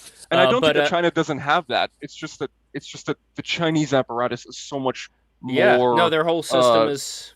It's so much more you can't. It's like the way people talk about Stalin's Russia. Like you can't even not do the Stalin dance when you're alone. Yes. Like you have to do the dance all the time because or like Mao's China. I was in the documentary. There's a little kid looking through the fucking window. You're gonna get informed on, and they're gonna kill you. Yeah. So in that documentary, by the way, there was a scene they were talking about how the teachers, like the students, were punishing the teachers and had the teachers sing the song, saying like "I am a demon," and they had to keep singing, and if they didn't sing, they'd get beat up. So it's a horrible situation. But Zachary, do you agree or disagree that America is past its prime, or do you think that America can come back in a certain form? I don't know. I mean, I'm far from an expert on these things. I haven't thought much about these topics. I think with the combination of the automation stuff, that's a big factor too. So I've been pessimistic for a while about the economic future of America. But other than that, I don't have much to add there. Now, I am willing to explore. Go on. No, well, like, how does this factor into like your research with poker and behavioral psychology? Like, what is I'm assuming you apply game theory to poker, or is that your forte, or is it more so applying like the tells of different people and the strategies that people have? Like, is it similar, like the way you are, like, for example, a poker master, is that similar to deciphering how people are broken down into like instrumentalized units of behavior and motivation? Like what is your basic thesis on like? Oh well, yeah. I mean, I wouldn't say I'm definitely not a poker master. Like, there's poker strategy, and then there's what I've focused on, which is the behavior stuff. And like, there's people that there's tons of people better than me with the strategy. There's people that are experts in game theory, and poker is a super complex game. So I just wanted to say that. But yeah, I don't really, the connection between the poker stuff and the real world stuff. I don't like to. I don't draw much of a distinct correlation there. I feel like there's lots of people that. There's also like behavior experts who try to act like they can actually read all these real world scenarios. And I think most of them are full of shit. Like all these people that go on TV and are like, they did this with their, face, and this means that. It's like most of those people are just bullshitting. Like Uri Geller, right? Like that kind of like, it's on a similar level in some regards, the level of bullshitting, right? Yeah, maybe not the bending spoons. No, yeah. Level, but but I agree. Like I criticize these guys because they won't go off on a limb unless they're like absolutely sure of something. They'll be like, oh, they did this and this means this, and like in a spot where like most people would know the person's lying and it's already known, but they don't. Anyway, but yeah, I don't really draw much correlation there. I kind of just like poker is a very specific thing, and then my real world stuff is like pretty separate from it. It's I guess it just ties it together because I like thinking about people's behavior and stuff. Do you think there's like go on? But do you think there's like any like overlap, like here for example? Comes as part of you like want to like read into like people too much? Because I feel like if I was a poker player, I'd do that. Or you can like properly distance yourself from what you do in poker, and then like none of this, you don't carry any of the skills over, even subconsciously. Do you think just like completely separate? I don't think so. I see it as separate. I mean, like, I think people would be tempted to like say, "Oh yeah, I'm reading people all the time," or something. I have that, I have that incentive. I think, but honestly, like, it's such a different sphere. It's like poker is such a formalized environment where you're making these very, you constantly get in these same situations, and you have to make the similar motions, and you have to say similar things. So there's all these similar situations that come up. Whereas, like in real life situations, like there's so many factors that could be present. Like somebody sounds like they're nervous, but it could be because it doesn't mean they're lying. It could just be because they're speaking in front of a crowd, or they're saying something sensitive and they're nervous. So there's just so many factors. And I think that's what bugs me about these behavior experts, where they're like, this means this, and it's like, really, the guy could have just been, you just don't know why he did that. Really, there's just so many factors behind the scenes. I mean, I'm a big believer in verbal stuff. Like if anyone's interested in reading verbal tells, I'm a big believer in that, because that's like actual logical stuff. Like, this person said this, and there's probably a reason for why they phrased it this way. That stuff is great. And there's a great book by Mark McClish called I Know You're Lying, which is just a great book and kind of inspired me because I wrote a verbal poker tells book.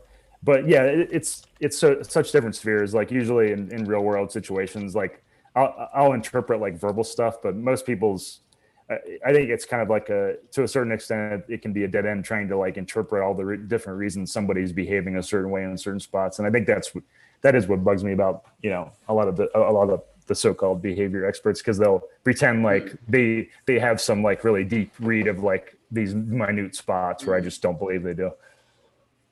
I think it's like it's like with the idea of when they say that they understand why somebody's like, you're attacking sort of the idea that people can constantly know the tell and they're ignoring the context. Like with the poker, right? That's the real thing there. There's a framework. You understand why everybody's doing everything that they're doing in poker because there's one goal, right? It's game. Versus, just a random conversation.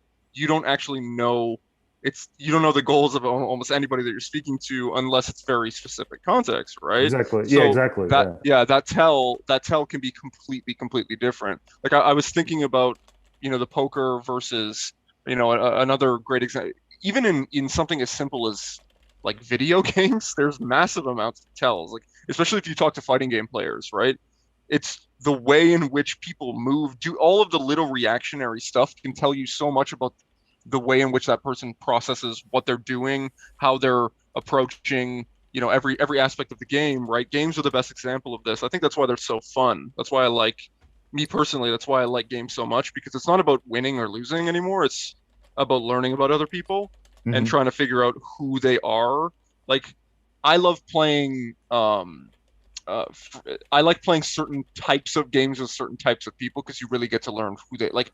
D&D is excellent for this. It's kind of like a personality test in a weird way, because you get to learn what people are like when they're completely uninhibited and it doesn't matter what they do, and they can be however they want. Would you right? say astrology for men? Would you say that D&D is astrology for men there? In a way, definitely. You can. I find it annoying when people do that whole like you're this class in real life, because it's just like, no, I'm not.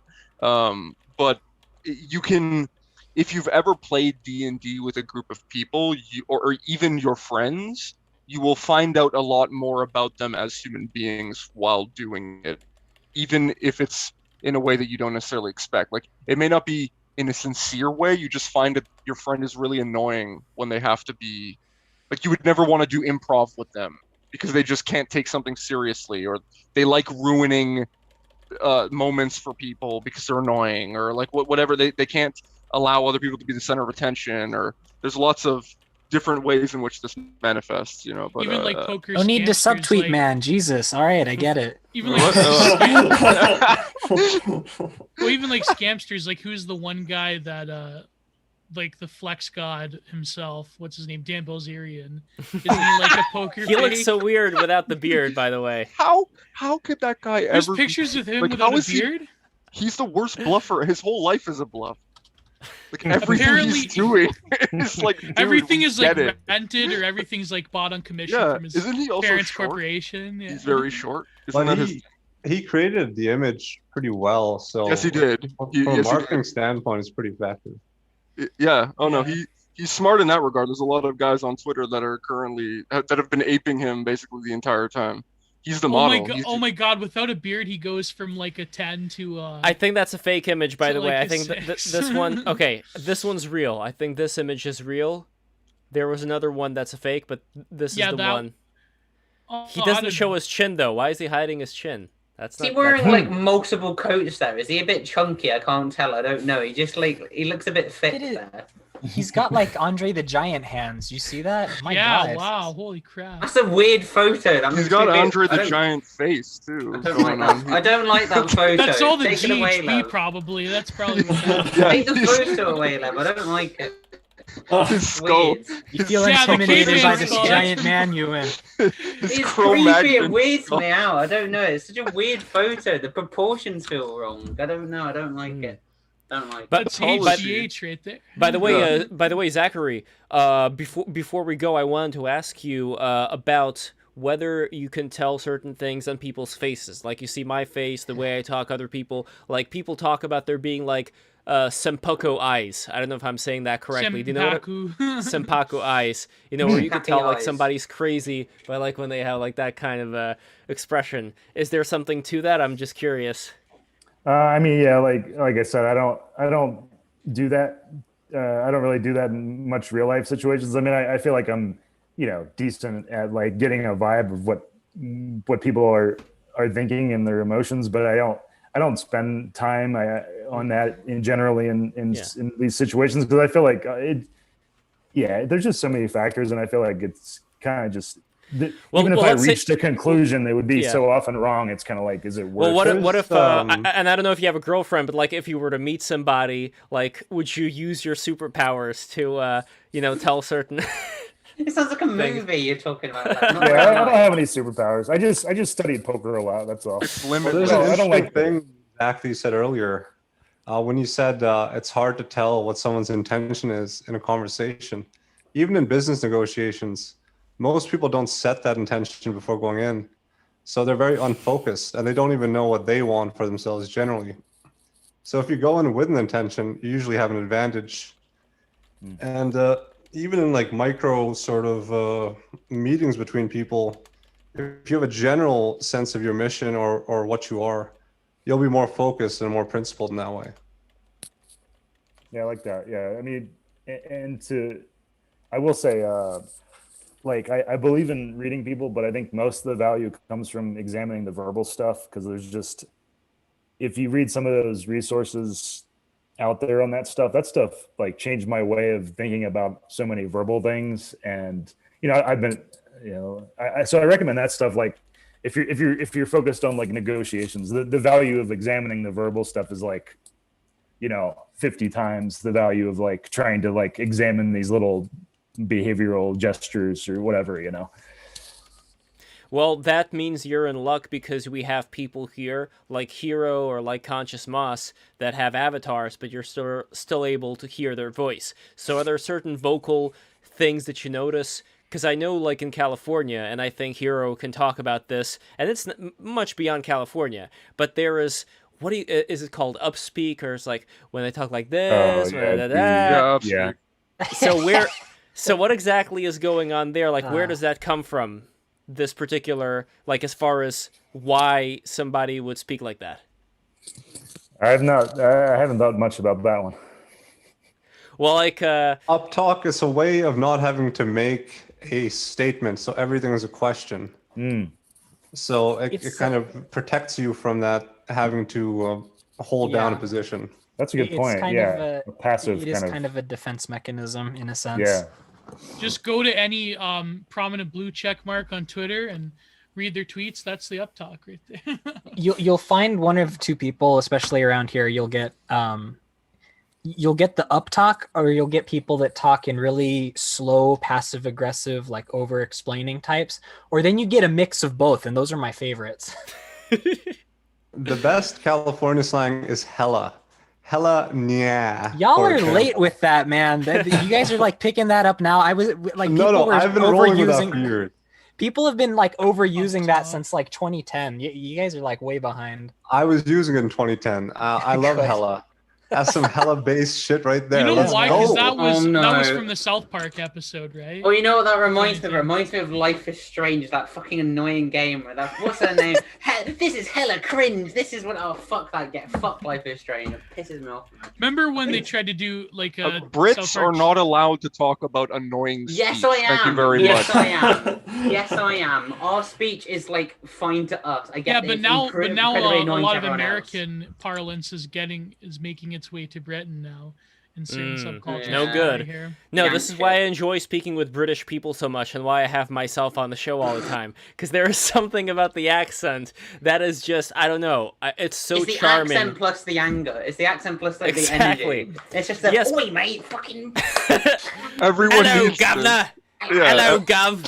Everyone needs a slightly cockney angry man in their life. Yes. I want to hear more of Goblin Ewan. That's awesome. Yeah, exactly. Oi, mate, Goblin Ewan, he wants a coin. By the way, my one regret that we did not show TJ Davis North FC. And I guess I will leave this particular episode with this to Zachary. England. Zachary, have you ever heard of North FC? Do you know what North FC? North FC. It's this meme of like lower class British people that go to soccer games, and it's based on. I think it's based on the Arsenal. There's a YouTube channel. Arsenal. Yeah. It's based off for the Arsenal, like a bunch of Arsenal like soccer fan who they're essentially like endorsed hooligans. I don't even know how to describe it. But there's a bunch of dudes that are basically at every game at the Arsenal stadium, and they will, the North. Is that Gio? Is that Gio? Who made that? I just made it quickly then.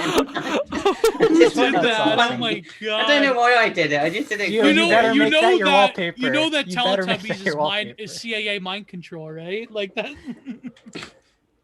Gio, I love how much our buddy Matt uses the North FC memes. It's so funny. Yeah. What are we even doing right now?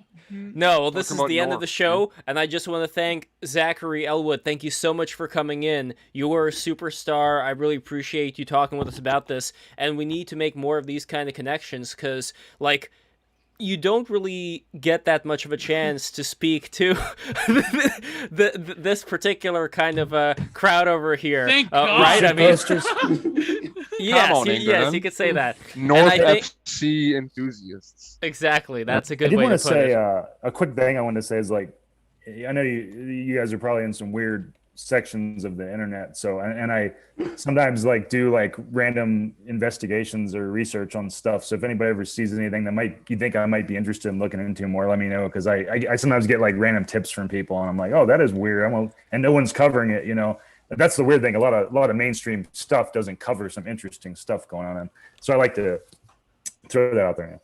Absolutely. Oh, and here's one North FC, North Tech. So this is like the futuristic North FC. And over here it says nonce. You know, this is like a nonce detecting robot. But anyway, no, we were definitely going to do that. And also, I highly recommend for you, to Zachary, to join our Discord server. I would love to have you as a guest there. I don't know if you ever used Discord before, but it's a really great community, and we post about a lot of different, very interesting things. And, you know, I think this really is like where a lot of the action is, where a lot of these memes and new ideas start fomenting. But what's really important is for people to be able to be grounded to the conversations that are going on outside as well, you know, with people who would have insight that people who are like very online may forget about or may not take into consideration. I think it's extremely important, and this is why BTR has always been for me this fusion of being able to have these different sides talk to each other and learn from each other and help fill all the gaps. So I'm very grateful for you being here. And once again, Zachary Elwood, I would love to promote your work. So you can go to, first of all, you can go to Zachary's Twitter, which is a poker player. When did you get that? That would have gone really fast. That particular you would Twitter have thought, name. but I mean, maybe not though. I've had it for since 2010. 2010, yes. Yeah. That's pretty late. I'm surprised nobody picked that up. Yeah, I was kind of surprised. Yeah, and I meant it kind of in a humble way, like I'm just a poker player. But I think people had the perception like, hey, he's a poker player. Like I didn't mean it like that. Well, you didn't call yourself the poker player. Yeah, the poker player. It's just a. One of many. Yeah. Exactly. Zach, I'm going to radicalize you into the PLO lifestyle. 4 cards. So much more action. Yeah. Come on, man. Yeah. I know about it. It's another game I would have to spend a lot of time getting good at. No, that's fair. And be sure. And be sure to follow the podcast of Zachary over here, People Who Read People. So I have the link in the chat over here for everybody. Be sure to follow him there. Follow him on Twitter. And anything else you would like me to plug? No, I appreciate the invite, and I think it is important to have more conversations about like tough topics. So I appreciate that you're trying to do that, and I think, if you're into that kind of stuff, I think you'd like my podcast, because I think I kind of in that same realm of trying to have some tough conversations. So thanks for having me on. Thank you. And guys, thank you so much for being here. Metaphor Man, everybody follow the man of metaphors. And I'm not going to pressure you into creating a metaphor, but whenever you want to, the door is always open for new metaphors. And please follow Metaphor Man over here, Shit Biscuit. So here's the Twitter account, and follow Apple Dog Lives. Why are you called Apple Dog, by the way? So, my old @ was like me or my apple pie or something like that, and some I was gonna say bitch, but I'll say some lady. I've had the Muttley avatar from Wacky Racers, and she called me Apple Dog, but she was like shitting on me. I just thought it sounded funny, so people started just saying like Apple Dog, and kind of caught on. So I put and so I asked someone to put. I just shopped the apple on top of Muttley's head, so everyone kept saying Apple Dog, and then I got suspended, and I thought I was just suspended for 7 days, so I was like, fuck it, I don't have to think of a good @ we'll just do Apple Dog Lives, and now I just haven't changed it. So that's the origin of the name. I kind of rambled for a second, but yeah. So we're sticking with it. Excellent. And be sure to follow Hero Alchemy on Twitter as well. I have an announcement really quickly. Ooh, okay. There we go. So coming out the closet. That was years ago. No, we're since this is still technically a Sonic edition stream, yes, I'd like to inform you guys that me and the lovely Cha Cha Shakalaka will at some point in the future be doing a Sonic Adventure 2 all stories race between us, and it'll be on his Twitch channel, which is twitch.tv/cha-cha-shakalaka. Be sure to catch that. I will be tweeting about it on my Twitter when that happens. Lev, would love for you to come and visit and hang out for that. That'd be a lot of fun. I would love that, but man, this is a very hard name to write down, but I think I did it here. Twitch.tv/shakalaka. I think I got it right. Cha-cha-shakalaka. Is this it? Is this it? That's the boy. Excellent. Yeah, so guys, be sure to follow Cha-cha-shakalaka. Make it happen, and I would love to do that. You know me and Sonic the Hedgehog. I have just begun to talk about Sonic. Here's what's going down. I'm going to do my own streams. It's just going to be me in front of a fireplace, a real fireplace with firewood, talking about Sonic. It's Fireside chat with not Dennis Prager. Exactly. It's going to happen. And Give myself, us the full rundown. Exactly, I shall. Let's even mention Christian this stream. No Christian this stream. No, we didn't talk about Sonic nearly enough. Yeah, I know, but... But before we leave, I do have to blame Lev for something because it just wouldn't be a stream if I didn't. And so I blame Lev for my addiction to VR chat, and also I now own a VR set, and this is all because Lev did a presentation. Nice. Lev did a presentation, and I literally left the presentation like before it was over to download VR things. Now I can't stop. This is blamed on you. The end. I can't stop it. Do you have like an anime why she character? Doesn't talk to her friends anymore. Yes, she's obsessed with VR chat. That's not true, Hero. Moss and be sure to follow Conscious Moss on Twitter as well. Be sure to follow. Oh my God. What is Oh yeah, there it is. Stop! What a cute Wait, do I have permission to make that my Twitter header?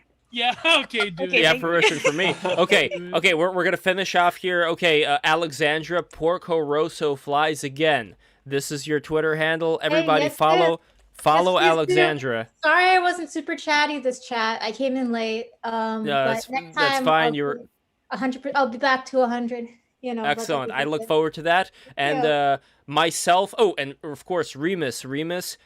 Is your Twitter okay, or have they? Yeah. So the king has returned. Let me just quickly run down what happened real fast. Okay, so some dude. I'm not gonna mention names or anything like that, but I don't know. There was a thread detailing the concept of ugliness, and I made the claim that you don't have to be ugly. You know what I mean? And and then I was suspended for that. And because of the recent phone troubles that I had, I was not confident to put my phone number into the Twitter app to let me unlock my goddamn account. So it took me a little while to do that, and then it restarted the timer. You know what I mean? So I was actually suspended for like almost 2 weeks. Yeah, and then the best part was like about 3 days towards the end of my suspension. You know how if you're locked, you can't obviously you can't tweet or like or retweet anything, but you can still look at your TL and look at your messages and stuff. Yeah. No. My shit was getting destroyed. Like every time that I looked at anything, it essentially would just infinite loop on the screen of telling you how long your lock is done. Like it was just like mocking me. Oh man. And so Twitter was upset with me. But yes, I am back now. Very soon. Once things are a little bit different in my living situation, just the way that things are set up, I'm probably going to start doing some sort of. I have ideas for some sort of show or podcast like that. I'd like to sort of plumb the depths of some of the guest base here and things like that to have discussions on some interesting topics. But yes, I'm back now. You can follow me at my at CalDefender. Always follow me for I love it. Dumb bullshit on Twitter. Yeah. And I'm so happy that we're able to create this because, you know, we have people who come on and then they start their podcasts, and we have people like Zachary who has a wonderful podcast and he comes on. And see you, Zachary. Thank you so much for coming in. Yeah, and this is something that creates a butterfly effect where people start creating their own podcasts from ours or invite people on theirs. And it's a beautiful thing. I love to see it. Lastly, we have, but not leastly, we have Peter Faust and myself. I know myself, you hate Twitter. You are not on Twitter. But do you have anything? I was gonna say something about Twitter, but I'll say something else instead. So, yes. basically, I will probably end up creating someday, but for now, even though I want to say a lot, we'll just move on. Hope people are doing well. You'll find him in Discord. You'll find myself find me in Discord. Discord. If you want to speak to me, you want to do something cool or whatever, you think will be cool for something good, but I'll keep mine brief because everyone likes to talk a lot. I'll be the one that keeps brief. We'll let everyone else speak today. Quit being a loser and come have fun with us on Twitter. I'm not being a loser. I don't like Twitter. No, I don't like Twitter. What do you mean I'm not being...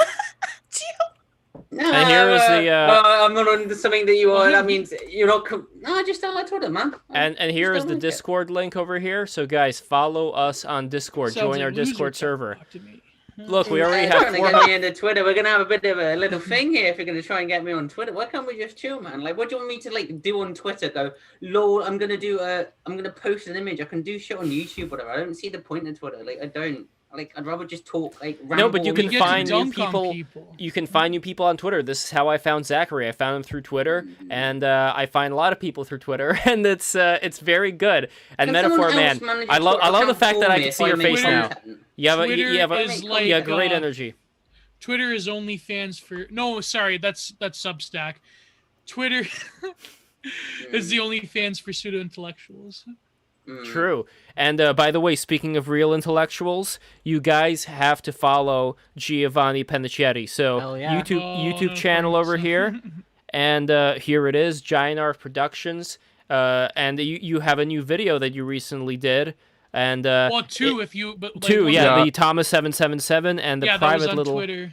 I appreciated that little rumination on Thomas. I've got something to say to you because Gio wants me to. Gio's like big on me doing Twitter stuff. Gio, if you send me, I will even do this. I think this might be a decent idea. If you send me like a bunch of Twitter stuff, you want me to like fucking react to or whatever, just like people being dumb on Twitter, then fucking feel free. I'll make a YouTube video or whatever reacting to dumb Twitter stuff. I can do that. That won't take long. So. I could do that if you want. You know. So here is what else is going down today. Not today. What am I talking about? In the next couple of weeks, I am scheduling so many things ahead of time, and it's important that I do so. Okay, so we are going to have the Cyberpunk stream coming Tuesday, March 2nd. So this coming Tuesday with MK Ultra Money, Zero HP Lovecraft, Chaos Prime, Ostav Crunches the Numbers. And then we are going to have another free-for-all Friday, March 5. I am going to find a lot of very interesting people for that one. Everybody's invited.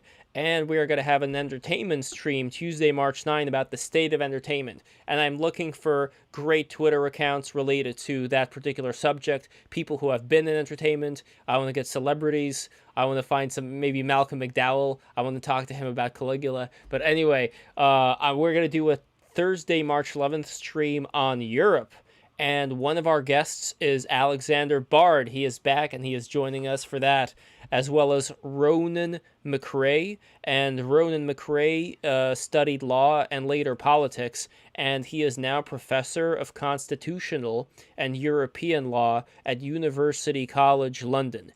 Myself, is that a good school? What's a good school? Sorry, I had like three things going on in a second. University College London.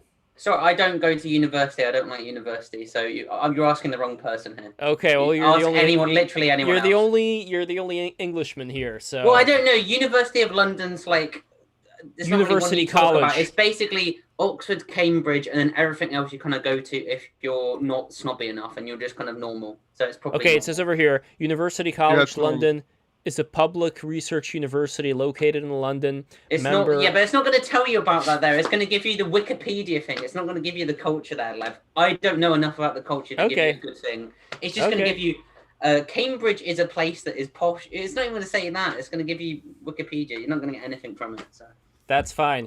All right, guys, this is it. This is the end of the stream. I love you all. You guys are great, and we are going to keep doing this, and much love to everybody. I am just aimlessly searching for the button. Here it is. Oh, hold on.